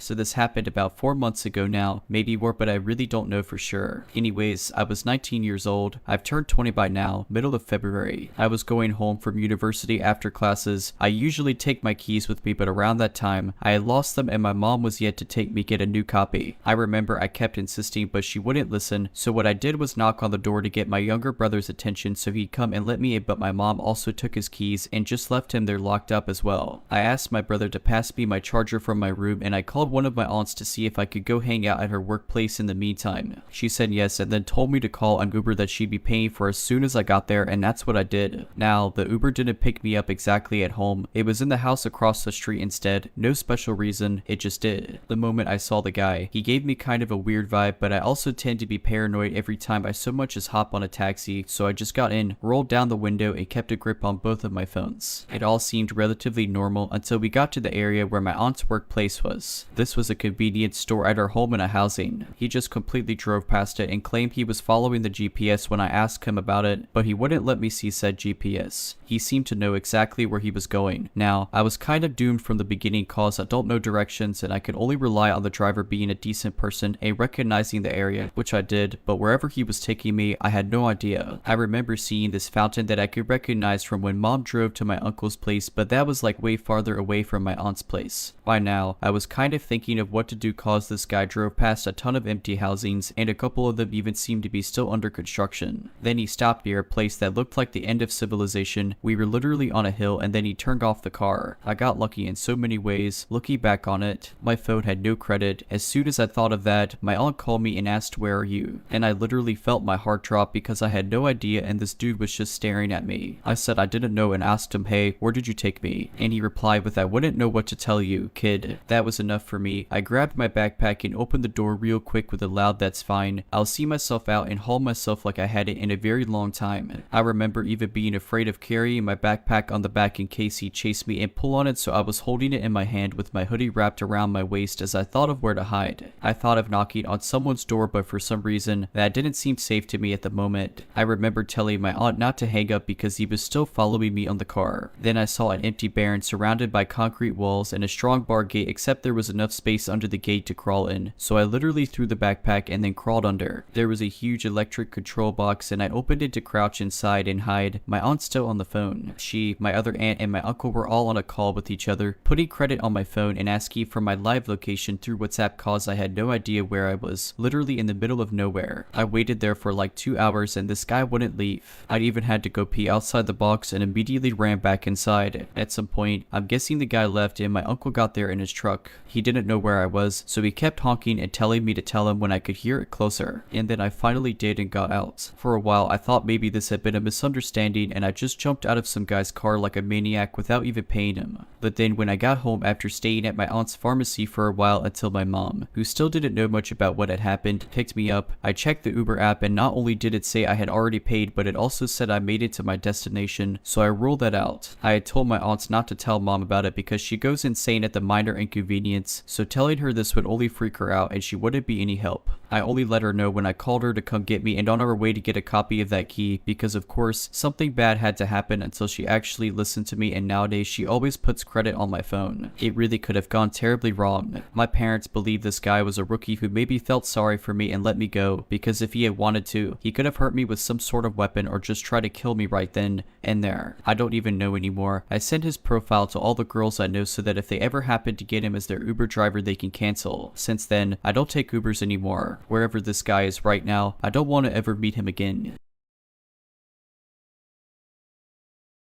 Okay, I should start the story by giving a bit of background so that you understand the situation a bit better. I, a 4'9", 16-year-old girl at the time, had 2 dogs who were brothers from the same litter. Now, being boxers, they were relatively big and quite protective when need be. Vince was longer, much taller than his brother, and is usually the kind to sleep through a hurricane if we had one. His brother Maury was shorter but more muscled, stronger. Usually, these two were with me 24/7, as my mother used to work a lot and I was usually alone most of the day, sometimes even until after dark. This never really bothered me. I'd been left alone at home like this since I was 11. It never struck me that I had a reason to be worried. One day that my mom was working later, I was doing some household chores, feeding the dogs, doing dishes, stuff like that. I continued doing what I always had, a routine of tidying the house I had done every day for years. As I went to take the trash out of the bin, I started walking towards the door when Maury stepped in front of me. I tried moving around him, telling him to get out of my way and sort, but he refused to budge. This was certainly odd, and looking back on it now a few years later, I realized he was probably trying to stop me from walking outside. We continued like this for a few moments, me trying to get past him and him, of course, never moving from this spot. He was quite heavy as a big dog. It was difficult to lift him and even harder to get him away from something. Now, in the time we had been going back and forth with this interaction, Vince stayed happily asleep on his dog bed. I should note that from my kitchen, you can see the living room and bathroom. Usually we use the side door from the kitchen to enter and exit the house since it attached to the carport. After a couple more minutes, I heard something I hadn't expected when I made one last desperate attempt to move Maury from his spot. He growled, which wasn't unusual as he had growled plenty in his life. What was unusual was that he growled at me. He had never done that before, not once. But for that reason, and that reason alone, I decided not to take the trash out that night. I simply tossed it in another room and left it be. A short time passed, maybe a half hour or so. I had gotten settled into my chair to watch a movie while I waited on my mom to come home. While I was watching the movie, I suddenly heard a quiet knock at the side door. As I mentioned earlier, you can clearly see the living room from the kitchen, so I heard the knock pretty well. It was already after dark, so I figured it was just my mother and she had somehow forgot her keys. I got up, went into the kitchen, and out of the corner of my eye I saw the hook near the door. The keys weren't there. To some people, that's not a big deal, but to me, it meant that the person knocking on my door was in fact not my mother. My mom is a bit of a routine-obsessed person, so if she actually had forgotten her keys, they would always be on the hook. I took a breath, preparing myself to just not answer the door, or if they didn't leave, to just tell them I wasn't interested in whatever was happening, and that they should leave. Thinking about it now, I really wish I hadn't even looked out the window on the door. I wish I had just sat back down, called my mom, and stayed out of sight. but of course, I walked in front of the door and immediately came face to face with a figure on the other side of the window. Now it was really dark, with just my neighbor's light shining from his porch, so I could only make out a couple things on this guy. He was tall, me having to peer up at him through the window to look at his face. He had long hair that looked like a shadow over his shoulders in the dim light,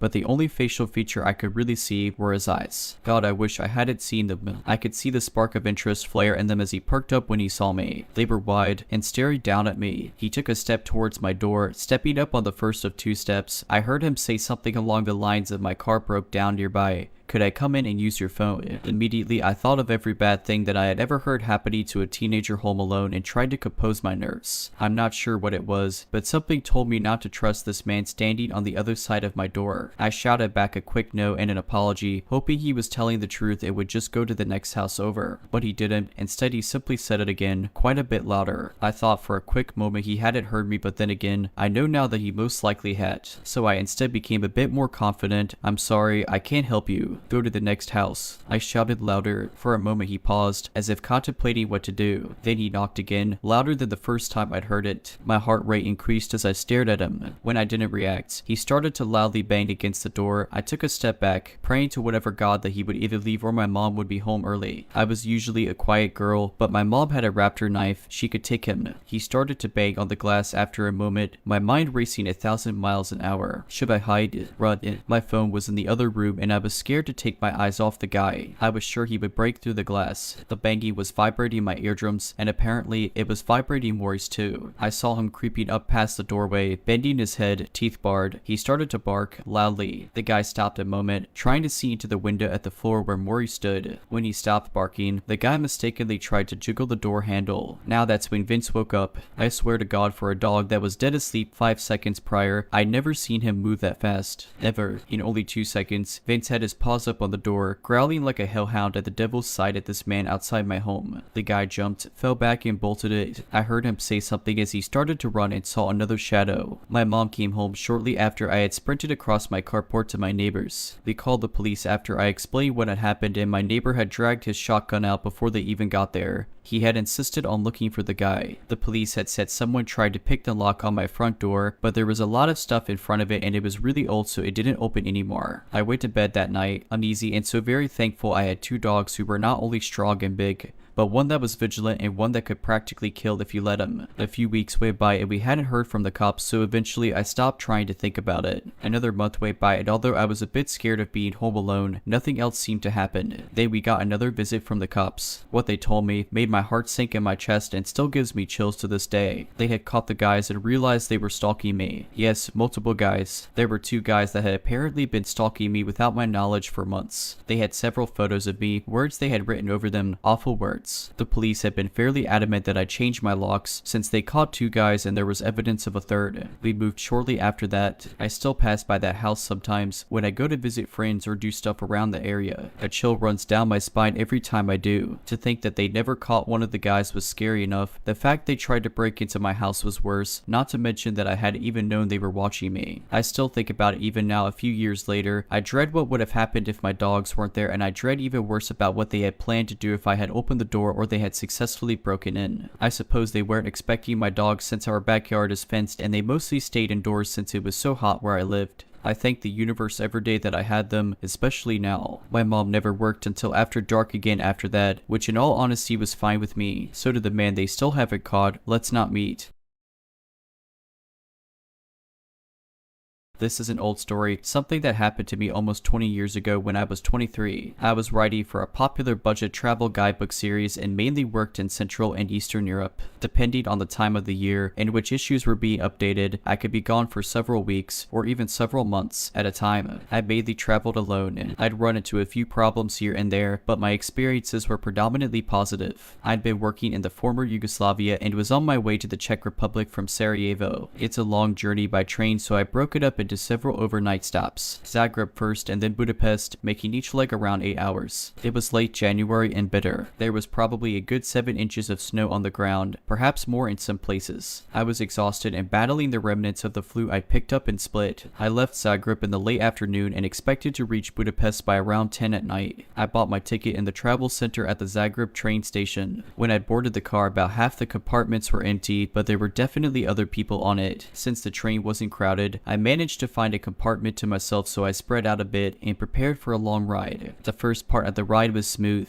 I worked on some guidebook stuff, wrote in my journal, stuff like that. However, a few hours into the ride, we passed over the Hungarian border and things started to go awry. I heard them before I saw that they were a group of teen boys, about 5 of them that I could see, and they were loud. I could hear them running through the train car, laughing and cursing and banging on the compartment walls. They were loud and obnoxious, but it's not like the first time I'd ever been annoyed by a group of teenagers. I didn't look up, kept working on my writing, but as time went on they grew louder and louder. As they ran from car to car, they slid the train doors open with so much force that it sounded like a bomb going off every few minutes. And then the sounds got louder. That's when I noticed that they were standing outside my compartment, looking in at me. I could only see 3 of them through the small window, but there were definitely more. I'd seen them earlier. I glanced up at them, frowned, and then looked away. I learned that the best way to deal with that kind of thing was to ignore them. I didn't want to encourage their behavior, but ignoring them seemed to have the opposite effect. Girl, they hollered at me. Come have fun. My compartment door was closed, but they proceeded to mess with me by slowly opening it, pretending they were going to come in, and then shutting it again. It went from chanting girl to a much more ominous we're gonna screw tonight and you screwed us all, followed by a bunch of slang words for female body parts. Some of the more universal ones I had no trouble understanding. At this point I grew very nervous. How was I to know whether they were just messing around with me or serious? I couldn't exactly leave. To do so would mean walking through them. They were blocking my exit and my entrance, and then one pulled out a pocket knife. He stuck out his tongue, ran the blade across it, and then pointed it at me and grinned. The guy next to him made hand gestures towards me and laughed. I tried not to show anything, but in my mind I was quickly taking stock of what items I absolutely had to take with me if I made a break for it. My lack of reaction angered the one with the knife, so he switched from licking it to using it to penetrate the circle he'd made with his thumb and forefinger. If you like, he called out, if you die. Part of me figured that they couldn't really do anything. There were other people in the train car, after all, and they'd hear me scream. Surely someone would come and help me, right? The conductor hadn't come through since we did the border crossing, so he was due for a trip as well. I figured I only had to get through the next few minutes and they'd get bored and leave. It was at this point that I noticed the curtain on the door window. I know it sounds crazy, but that's when I lost it. I left the curtain open so that people walking by could see that the compartment was occupied, but now all I could think is that if they came in, all they'd have to do was pull the curtain and nobody walking past would see what they were doing to me. At least one of them had a knife. They were all taller and bigger than me. I am 4'10" and weighed 98 pounds at the time, and they outnumbered me. I started to tear up. Would they kill me? Would I be seriously maimed? My daypack was in my lap, and the only things I had in there for weapons were a fingernail file and a butter knife. I reached into my bag and fumbled around until I had one in each hand,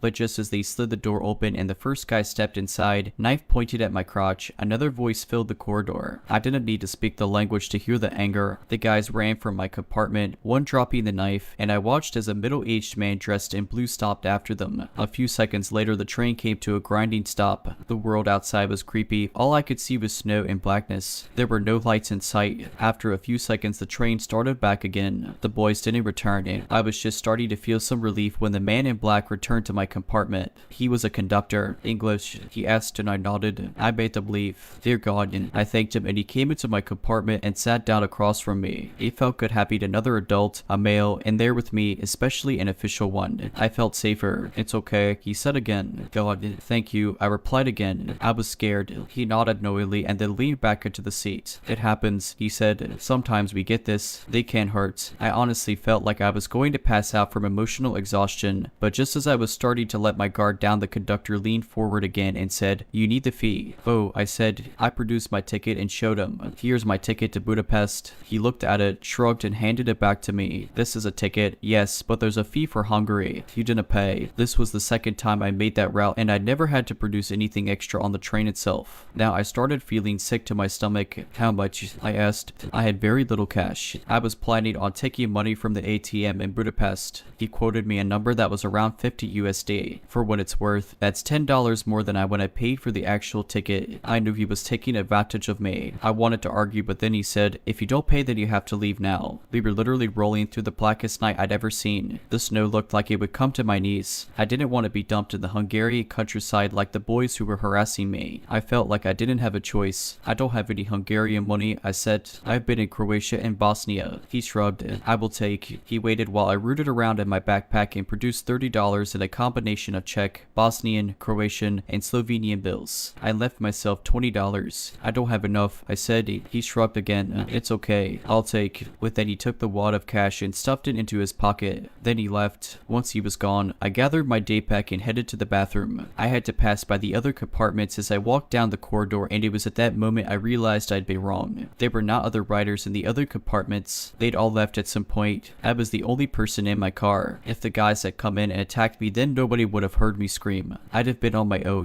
I cried for 5 solid minutes into the tiny bathroom and then threw up in the metal sink. I never want to meet those guys or anyone like them again, and I could do without meeting the conductor again as well.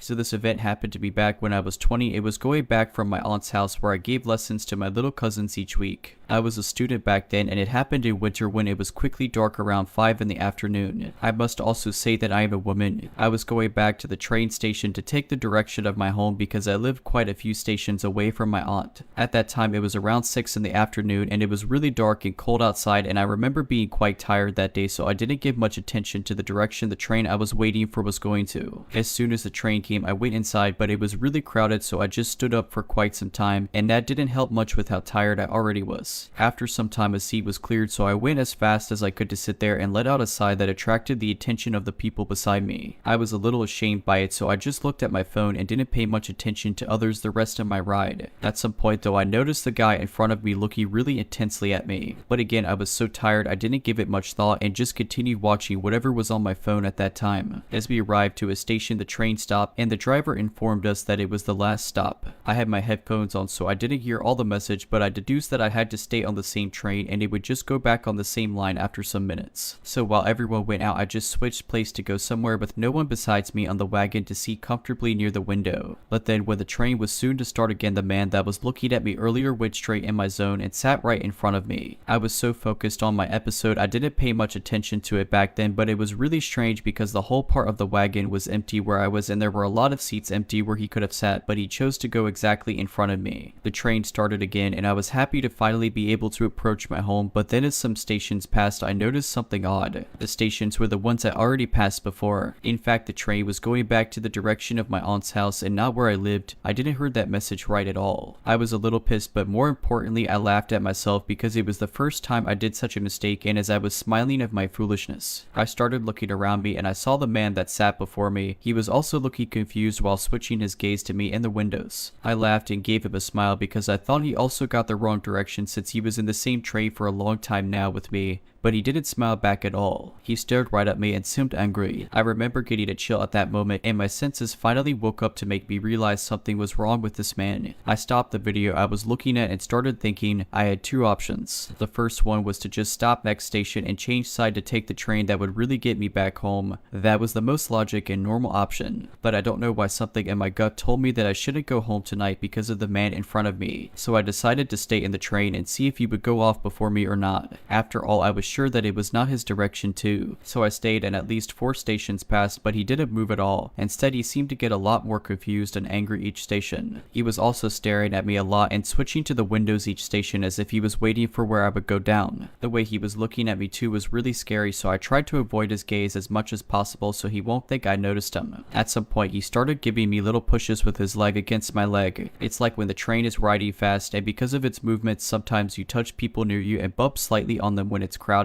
but of doing it was not natural at all because the train was not crowded and he had space to seat away from me. So after some time I was getting really awkward because of this, and even when I changed positions to be away from his legs, he would change too to touch me. It pissed me off, so I looked straight at him and then I knew I was in danger. He was looking at me with a big smile on his face as if the situation amused him. I was terrified, and when the train stopped again at a station I didn't think and just jumped off my seat and went out. but he followed me. I was really scared and didn't know what to do. I really didn't want him to follow me home because I lived in a really secluded place, and if he were to follow me at some point he could have done anything to me near my home, as there would be no one to hear me or help me. I was thinking fast, and then I got an idea. I stayed near the train before the door closed and walked near it like nothing happened. He was still following me and looking at me, but I tried to remain calm. Then when I heard the sound of the door closing, I jumped inside the wagon again, and because it was right when the door was closing he couldn't get in on time. I saw him looking at the doors in shock, and then he looked at me like he wanted to kill me. I went to sit back and kept looking at him to see what he would do. He seemed so angry I was scared he would just break off glass and jump right at my neck. The train finally started again, and it was gradually getting away from the platform, but he kept looking at me with furious eyes and following it the whole time. When the train finally passed that station, I started breathing normally again. After that I stayed on a few stations and finally got off and changed sides to take a train in direction of my home. I was looking behind me the whole time and ran home as fast as I could, and only when I was in my room I realized what just happened. That event was really a change for me, as I was really carefree when I took the train or the subway, but from that time on I started being a lot more cautious of my surroundings, especially when going home at nighttime. So to the man I met in that train, let's not meet ever again, please. If you're liking this video, all I ask is that you make sure to subscribe to my channel and like this video. Thank you.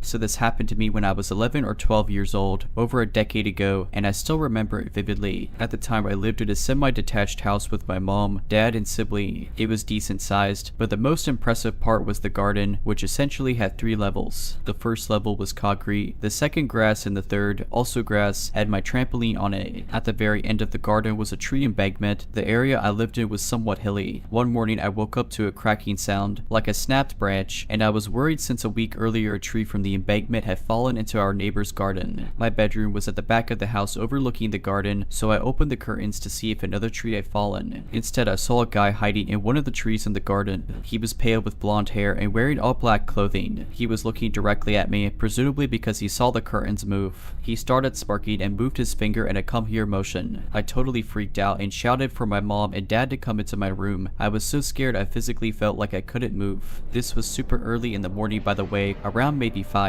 So it took my dad a good 30 seconds to get in my room, at which point the stranger had hid behind the trees. I remember being really shaken up. I was crying whilst I told my dad what happened. He went out into the back garden to see if he could spot the guy, but he was gone by that point. A bit of time passed and I'd started to forget about it. Then about 3 months after, my mom and I were watching television together after I'd finished school. The doorbell rang and my mom went to answer the door. I looked out the window of the living room where we were sat and saw a white van parked outside. It was the same van as my uncle's, so I walked out of the living room and into the hallway to greet him. When I got to the porch where my mom was stood, I realized it wasn't my uncle. It was the same guy I had seen in the garden a few months prior, and it really freaked me out. He noticed me as I walked behind my mom and gave me the same smirk as when he was in the garden. I wanted to say something to my mom, but I couldn't. I was freaking out inside. Anyway, he just asked my mom if she wanted work done on the drive. She said no, and he left, got back in the van, and drove off. He didn't give her a business card or anything. The van didn't have any company branding, and he didn't knock on any of the neighbors' doors. I told my mom that it was the same guy as soon as he went, and she started to feel uneasy about the situation too. A month or so after that, I got my first job doing the paper round. I had to deliver over 300 papers with my best friend at the time. It was getting towards winter, and it was dark by 4:30 in the afternoon. We'd been doing the job together for around a month when the one evening after school it was super dark and rainy. We were halfway through delivering the newspapers and a van started following us, driving really slow at the same pace we were walking. We clocked that it was following us after about a minute, and we started to panic as I noticed it was the same guy again. We left the newspaper trolley and started walking quite fast up the hill. We were about a 10-minute walk from my house. I rang my mom, who made me stay on the line while she left the house to meet us. She told us to go to the corner shop that we were about a minute away from. When we made it to the shop, the van sped off really fast. The police were called, who came to my house for a report. We told them everything. That was the last time I ever saw the creepy stranger, but I still remember what he looked like so vividly. Hi, me, my sister, and my mom have been trying to make sense of this for the past couple of hours, and the facts get less comforting the more we compare our experiences of that night. So last Friday night, I, a 17-year-old dude, was home alone while my family, besides my sister who is 21 who was at work, stayed in their cabin a few kilometers away. I'm used to staying home alone as this exact scenario is very common in the summertime, especially while I'm working and can't travel from the cabin and back. I'm not usually jumpy or afraid while home alone anymore, used to the odd creaks and settling noises of our old house. I was especially comforted by the fact that my sister's dog was also in the house with me that night, and most noises could be attributed to him, and if anything were to happen he would act as a guard dog of sorts and alert me to anything odd. At the same time, however, he is the type of dog to bark at any noise or person walking past the door or windows, so I'm used to hearing him bark or growl at night. Even so, this past Friday the sound of his barks at nearly 12 in the morning were disconcerting, to say the least. Despite my comfort with staying home alone, I am still terrified of the premise of a break-in or some other uninvited human interaction at midnight. I let him bark for a few seconds, telling myself it was just someone walking past our glass door in the adjacent alleyway, and he would quiet down once they passed. Needless to say, that's not what happened. He kept barking and growling for a few moments too long, and I finally got out of bed. I sleep in the basement. I walked upstairs to check it out, as I'd suspected he was standing alert at the glass door. I was comforted for a moment until I walked over, ready to close the curtains and go back to sleep, and saw the door open about 2 or 3 inches. I froze. I had let Bosco, the dog, out earlier that night, but I know I closed the door. I have never left this door open. I am a paranoid person with bad anxiety, especially concerning break-ins and the like, so I would never, home alone, forget to close the door. I am 100% certain. But at the time I didn't let myself think about these facts or even acknowledge that I could not have left the door open, because I knew it would send me into a spiral, possibly even an anxiety/panic attack if I didn't explain this away. I closed and locked the door, double checking that it was certainly locked. Using the flashlight on my phone, the lights were all off. I looked around the entire second floor of my 3-floor house, including closets and other reasonable hiding spots, just to put my mind at ease, and upon finding nothing, went back downstairs to my room. As I was down there, trying to push away the fear, I could hear Bosco walking around on the floor that doubles as my bedroom's roof. I thought I was overthinking it when it started to sound like human footsteps accompanied by Bosco's footsteps. He walks around for about 10 minutes before I put in my earphones and talk myself down until I can fall asleep. At 2 in the morning that same night, my sister comes home from work. I woke up a few minutes before this to Bosco in the basement, which he never does. There's even a gate to stop him from getting to the basement. Bosco is whining at my bedroom door. When I got up to let him out, my sister walked in, and we let him out the front door rather than the glass patio door, letting him in the same way. We talked for a while before I went back downstairs and my sister went to the bathroom. I forgot about the door, busy with work for the next few days, and forgot to mention it to anyone until tonight. My sister and mom were home with me for a movie night while my dad and brothers stay at the cabin. I remember the door situation when we were picking out horror movies to watch. I was sharing it as a creepy, almost funny story before my sister spoke up, saying that the same night, an hour or so after they got home, the door was open again, the same door that was locked from the inside and not open since earlier that night. My stomach dropped and I started shaking the second this was revealed. We first started trying to explain it away. Maybe she had let Bosco out and forgot to close it until we both recalled that we'd used the front door.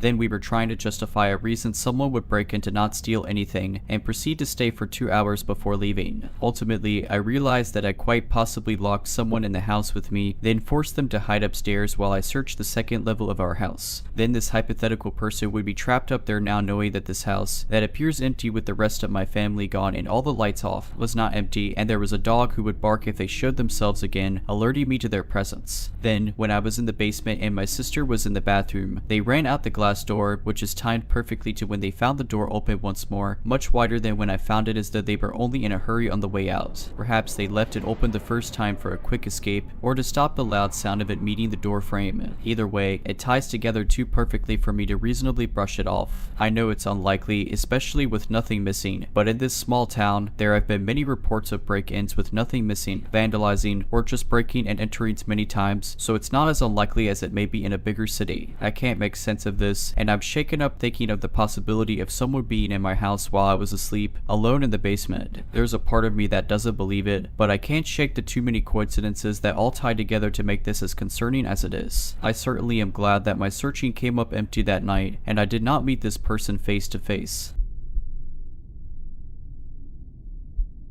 In the summer of 2020, my friends, Alex and Violet, and I decided to go on a mountain vacation. Pandemic cabin fever had hit us hard and we were desperate to get out. We settled on a mountain estate and planned to camp and hike at several different locations. For one night, we thought it would be fun to book a cabin in the woods. Violet's parents had rented a fire tower once and loved it, but a cabin beside a fire tower was all we could find. It was cheap, clean, and secluded. Excited to have a night where we could be as obnoxious as we wanted, we booked it. In the weeks leading up to the trip, we decided it would be a great idea to drop acid at the cabin. Violet bought an entire sheet in preparation for our arrival, and it was tucked in her bag as we pulled out of the driveway to make our way to the cabin. I remember this knot in the pit of my stomach, this achy feeling that gnawed at me. I told Alex and Violet that there was no way we could drop acid that night. Violet was pissed. We turned around and got into a massive argument, but I stood my ground. I just knew that we had no business tripping that night. Finally, the fireworks settled and we were off. The cabin was roughly 30 minutes away from the nearest town. It sat atop a mountain. We held our breath as we rounded the busted road that spiraled toward the top.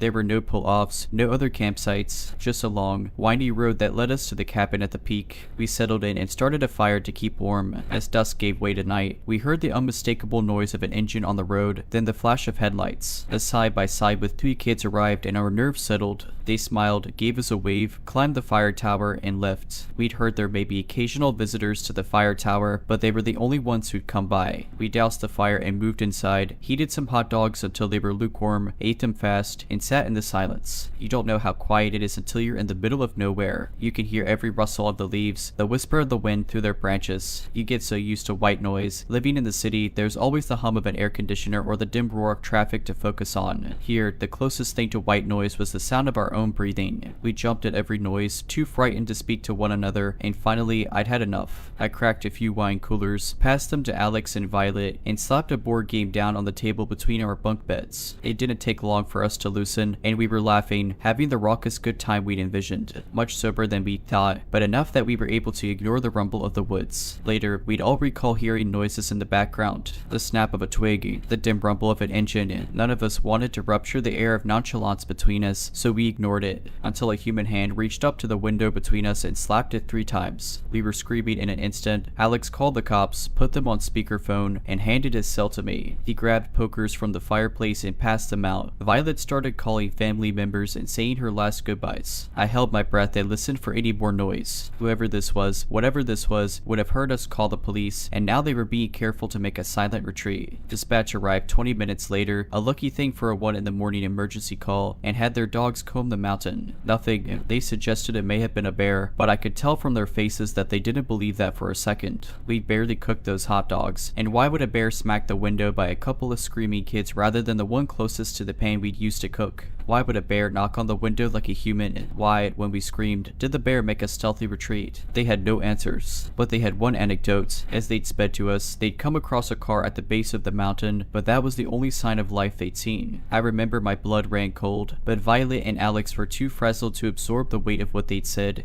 And dizzied by a new horror, Violet's car, thoroughly dusted by our drive up the mountain, was covered in handprints. Handprints that didn't match ours, that touched places we hadn't. We grabbed our stuff by the armful and threw it inside, eager to remove every part of ourselves from this mountain. We followed the police, grateful every pothole found us further and further from that wretched cabin. We made it down in record time and found lodging at a seedy hotel that reeked of cat urine. I couldn't sleep. The thought of that car on the road rang in my head. Remember, there was nothing else on that mountain. It was a narrow road to the top. No pull-offs, no other campsites. There was the fire tower. Maybe a visitor decided to spook us during their late night excursion. But the kids from earlier, we'd seen their headlights. Whoever did this had stopped their vehicle further down the road and hiked the rest of the way. They didn't want to be spotted. They wanted silence, secrecy. Whoever this was hadn't been looking for a cheap scare. They planned this. I don't think I'll ever know what the person on the mountain wanted from me. I don't know if it was a practical joke or the beginning of a night of terror. I'm grateful for Alex's quick wit in calling the police. I wonder if our visitor knew we had service. It had certainly been a welcome surprise to us. Perhaps that was a wrench in his plan, enough to spook him before he could make things ugly. In truth, I don't know if I want to know. I think I'm just content to say, midnight stranger, let's not meet. If you're liking this video, all I ask is that you make sure to subscribe to my channel and like this video. Thank you. At the time of this story, I was 21 and living in a major Midwestern city, attending the university there. Having lived there for only 1 month before my story began, I had witnessed a train stop stabbing, been yelled at by a crackhead, had a homeless guy followed me and threatened to choke me outside the physics building on campus, and watched a 13-car cop raid on a drug house just across the street. The area around the university is known for being rough and has a notoriously high rate of crime. We would get a few texts a week from the campus police saying things like there had been a robbery, a break-in, an assault, stalkings, attempted kidnappings, that stuff. I always ignored these texts, thinking foolishly that I would never be a victim because I was quote-unquote smart enough to stay out of trouble, not go out alone late at night. All the cliches. I seriously regret this behavior now, and to anyone listening to this, please never think that you're 100% safe, no matter your level of preparedness. Always do your best to stay observant and careful. The first incident wasn't too unusual. I was just a block or two from my apartment building one day in the early evening. It was still light outside. I was walking my dog Sesame, a cute Shiba Inu who just looks like a fluffy goofy puppy and has never been frightening or particularly protective in his life. As I was heading back home, I passed a small parking lot and entered a large van. I could see a man in his early 60s sitting in the driver's seat smoking a cigarette. He was staring at me. As I passed, he actually leaned out of his car and called out to me, "Hey, you there? That's a cute dog. What's his name?" I should mention this isn't even my first story like this. I have a pretty intense fear of strangers because of other incidents in my life. Being pretty wary for this reason, I ignored him and just walked faster. I heard a car door shut behind me and turned quickly to see that he had gotten out of his van and was slowly walking toward me. He called out to me again, "Hey baby, I just want to see your dog. Come back." His phrasing pissed me off and I gripped my dog's leash and started to speed walk away from him, starting to feel nervous. My heart was beginning to pound, but I kept telling myself over and over that I was overreacting and it was just my paranoia acting up and there was nothing to worry about. Boy, was I wrong. I managed to turn the corner and was about to cross the final park before getting to my apartment. In my fear over the van guy, I wasn't paying attention as much as I usually do to what was in front of me. I looked back over my shoulder and the guy had stopped following me. He was, however, standing in the middle of the sidewalk with a huge creepy grin on his face. I whirled back around with my eyes glued to my building. I only needed to walk another half a block and I'd be home. I was going to get away from him and his creepy van. Just when I thought I was safe, a group of 5 or 6 men came from the side of the park I wasn't watching. They were all tall and intimidating in stature and all of them were laughing and looking right at me. Out of the corner of my eye, the van guy had started walking towards me as well. I remember he was whistling. I again picked up my pace and desperately searched for my keys in my pocket as I hurried to the door. The group of men then veered towards me, partially cutting me off, and in all my stupid politeness I stopped. They grinned at me with sick, perverted smiles, obviously checking me out, looking up and down my body. It made me sick. I tried not to panic and inched closer to my apartment. "Hey, what's your name? Where are you going?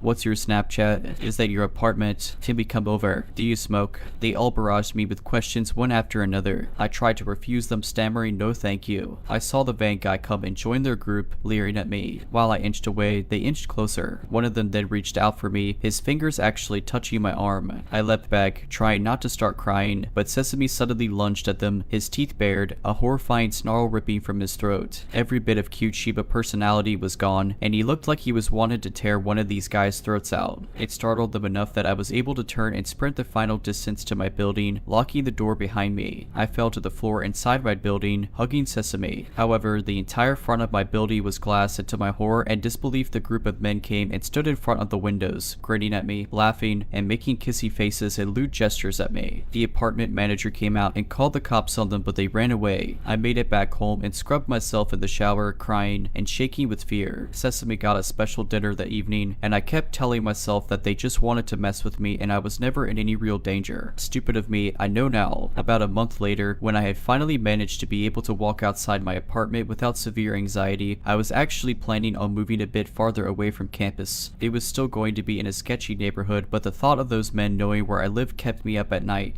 My apartment actually hired a security guard to be there 24/7 after someone had broken into the building, smashed all the windows, destroyed some of the furniture, and stolen a bunch of bikes. Of course, my bike got stolen anyways. I was heading home from class, and it was a beautiful day. I actually felt pretty happy for once and popped my earbuds in on the last few blocks before I got home. Stupid, I know. After a block or so, I started to feel like someone was watching me. My palms started sweaty. I glanced behind me, trying not to look obvious, and a tall man was about 20 feet behind me, staring straight at me. I snapped my head back around and ripped out my earbuds. Though, I thought, it can't be one of them. I was was just jumping to conclusions given my anxiety disorder and paranoia surely, but there was something familiar about him. My heart started racing as I hoped to God the others weren't waiting for me around the corner of my building, ready to jump me. I walked faster, wishing Sesame was with me. I was too afraid to look back at him as I fumbled with my keys and wrenched the door open as hard as I could. This turned out to be a crucial mistake. As I ran to the elevator, trying to breathe a sigh of relief, I saw with absolute horror that the man had caught the door I had thrown wide open and was slowly coming into the building with me. He paused, standing away from me, but close enough that I could hear his ragged breathing and smell of alcohol coming off him. My heart was thudding in my chest now, and I struggled to think clearly. The apartment manager was already home for the day, and I was completely alone in the lobby. There were no other doors out of that room, and the stranger was blocking my way to the door. The security guard supposed to be keeping an eye on the building was nowhere to be seen. The elevator came, and I tried to run into it and slam my hand over the door close button as fast as I could. I pushed my floor button and huddled in the far corner of the elevator. I started to once again try to catch my breath, but right when the door was almost closed, he stuck his hand in. I couldn't believe it. He waited until the door was just about to close, and then he stopped it. He was standing close enough that there was no way that was a mistake. My stomach dropped and a suffocating sense of dread crept in. I kept my head down as he joined me. My desperate hope that he was just a dirty Druka resident of the building was dashed when he didn't press any buttons. I don't know why I didn't run out of the elevator or try to leave the building again. I was paralyzed with fear, and all I could do was watch as the door closed and sealed my fate. The elevator was filled with the stench of alcohol and body odor. If I wasn't so terrified, I may have gagged. It was nauseating. I couldn't look at it.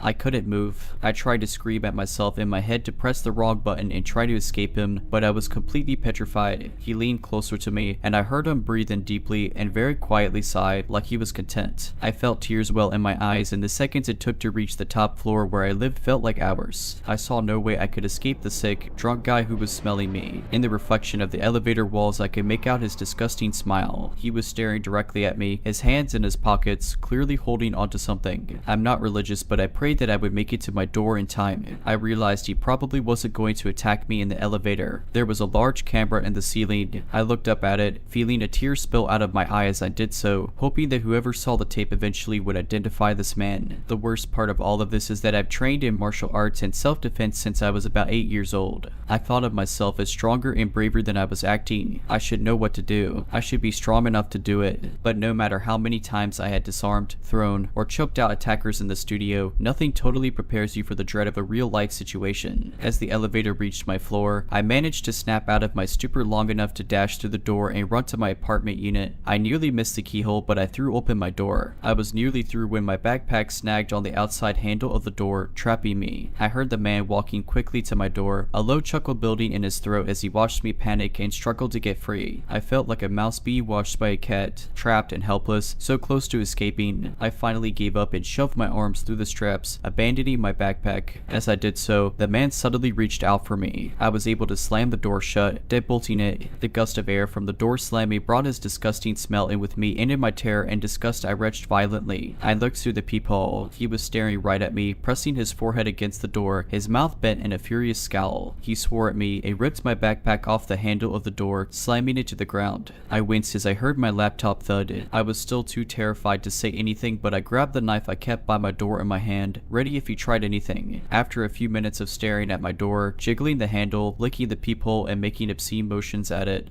he unzipped my backpack, dumping its contents on the floor. He picked up my bag, sniffing it and leering at the peephole as he did so, like he knew I was watching him. I couldn't look away, again paralyzed in fear. Finally he left, using the elevator visible from my door like nothing had happened. I continued to stare out the peephole for what felt like an eternity, and then finally called the apartment manager, feeling my anger sinking and that the security guard hadn't been anywhere in sight, not paying attention. It turns out he had fallen asleep eating Taco Bell and watching movies on his phone. He was only 10 feet away from the elevator the entire time, sleeping in the office behind a closed door. They fired him, but the creepy guy was never caught, and neither were any of the others. I don't even know for sure if this man was part of the original group. I was honestly too terrified to look much at their faces during the first incident. I moved out of my apartment a week later, staying with my boyfriend at the time for the remainder of my lease, and keeping Sesame with me at all times when possible. A few more things happened while I lived in that city, from having to call in a gunfight from outside my new apartment window to having to pick up my friend who was being followed by a van, to having to evacuate during an arson incident. There are nice things about that city too, but during my time there, besides learning the police department was absolutely useless and corrupt, to nearly escaping with my life multiple times, I couldn't be happier to be far, far away from there, and doing a lot better with my fear and anxiety.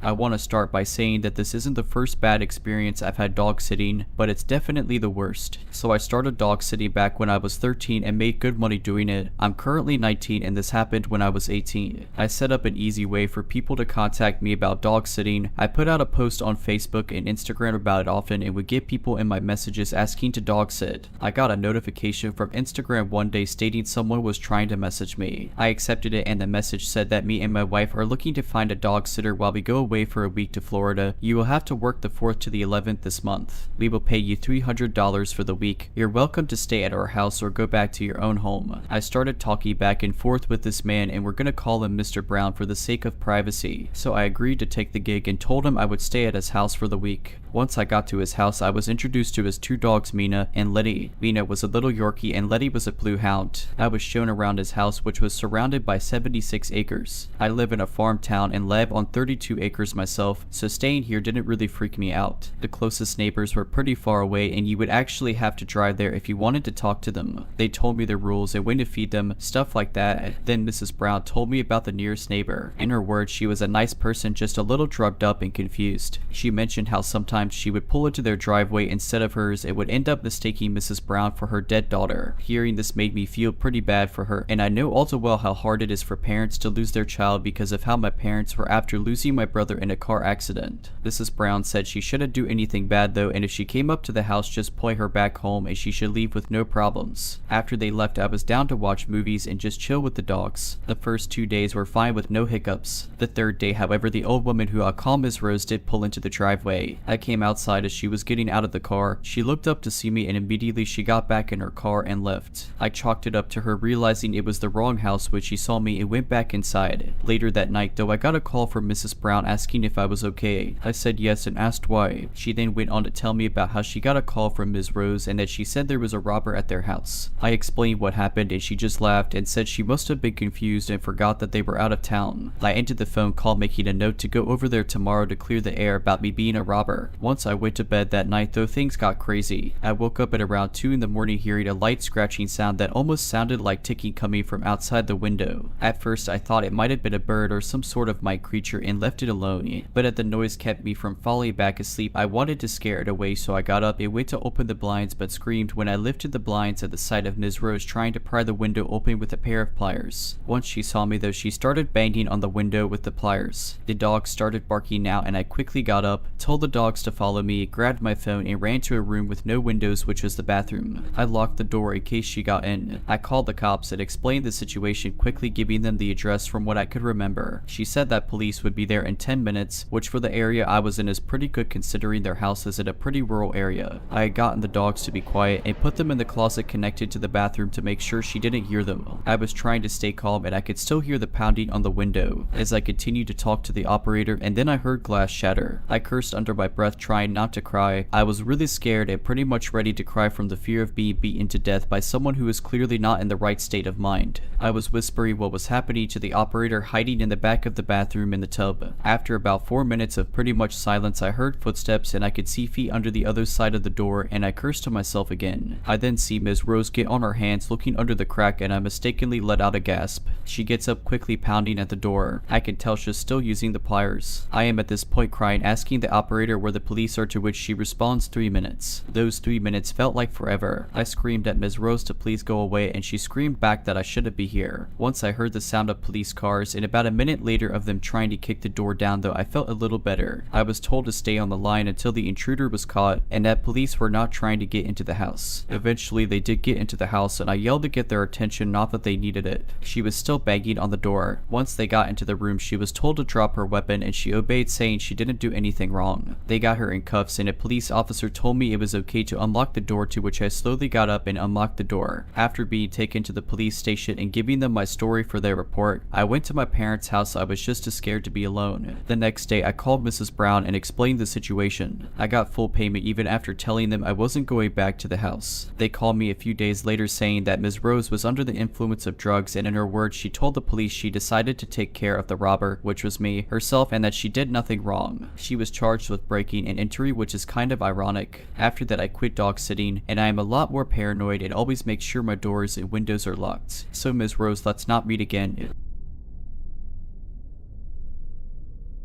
This happened years ago. I was walking through the hills of a provincial park with my dog during winter, so the sun set much faster than I expected, and before I could get back to my car, once the sun was gone and all you could see was darkness, I was walking slowly through a field when out of nowhere I had, to this day, the most gut-wrenching, undeniable feeling I was being watched. I turned around, and in the distance, I saw a figure standing there, darker than the night sky around us. The instant I saw him, my stomach dropped, and my body literally froze. I knew at that moment, somehow, he was coming for me. I grabbed my dog's leash and we booked it. I mean sprinting, full speed, up and down hills, around trees, down embankments. I was running so fast as if my life was dependent on it, and to this day I'm sure it was. I make the 30 to 45 minute trip in 10, and all that stands before me in my car is this switchback you have to go back and forth up if you want to reach the top. So once again, I am giving it all I got, running up this switchback as fast as I possibly can, and once I reach the top and look back down, who else but this person chasing me? And does he go up the switchback like how any sane person would? Of course not. He starts sprinting right up the middle of this switchback, headed straight for me. I scream at him, "Screw off," and he doesn't say anything, not a single word, just continues running right at me. I am so lucky my car was at the top of that hill, because as I ran towards it, I dropped my keys and are fiddling with him trying to open the door. Just in time, I get the door open, throw my dog in, and shut the door behind me just as this guy reaches us. Best part is, there were no other vehicles parked anywhere around us, but where did this person park? Yeah, right next to me, of all places. Now this guy literally jumps into his truck so fast, and to this day I have never seen a better example of speeds out of there like a bear on cocaine. He guns the engine so hard, black smoke is blasting out the back as he swerves out of there, leaving skid marks behind him. I sat in the back of my vehicle for hours afterwards, shaking and crying, knowing I was this close to whatever he had planned for me. And that's why I'm sharing this story, in hopes that people won't ignore that gut feeling, the little voice in the back of your head that tells you to run. If I did that day, I never would have noticed him in time, and would not have had the head start I needed to escape.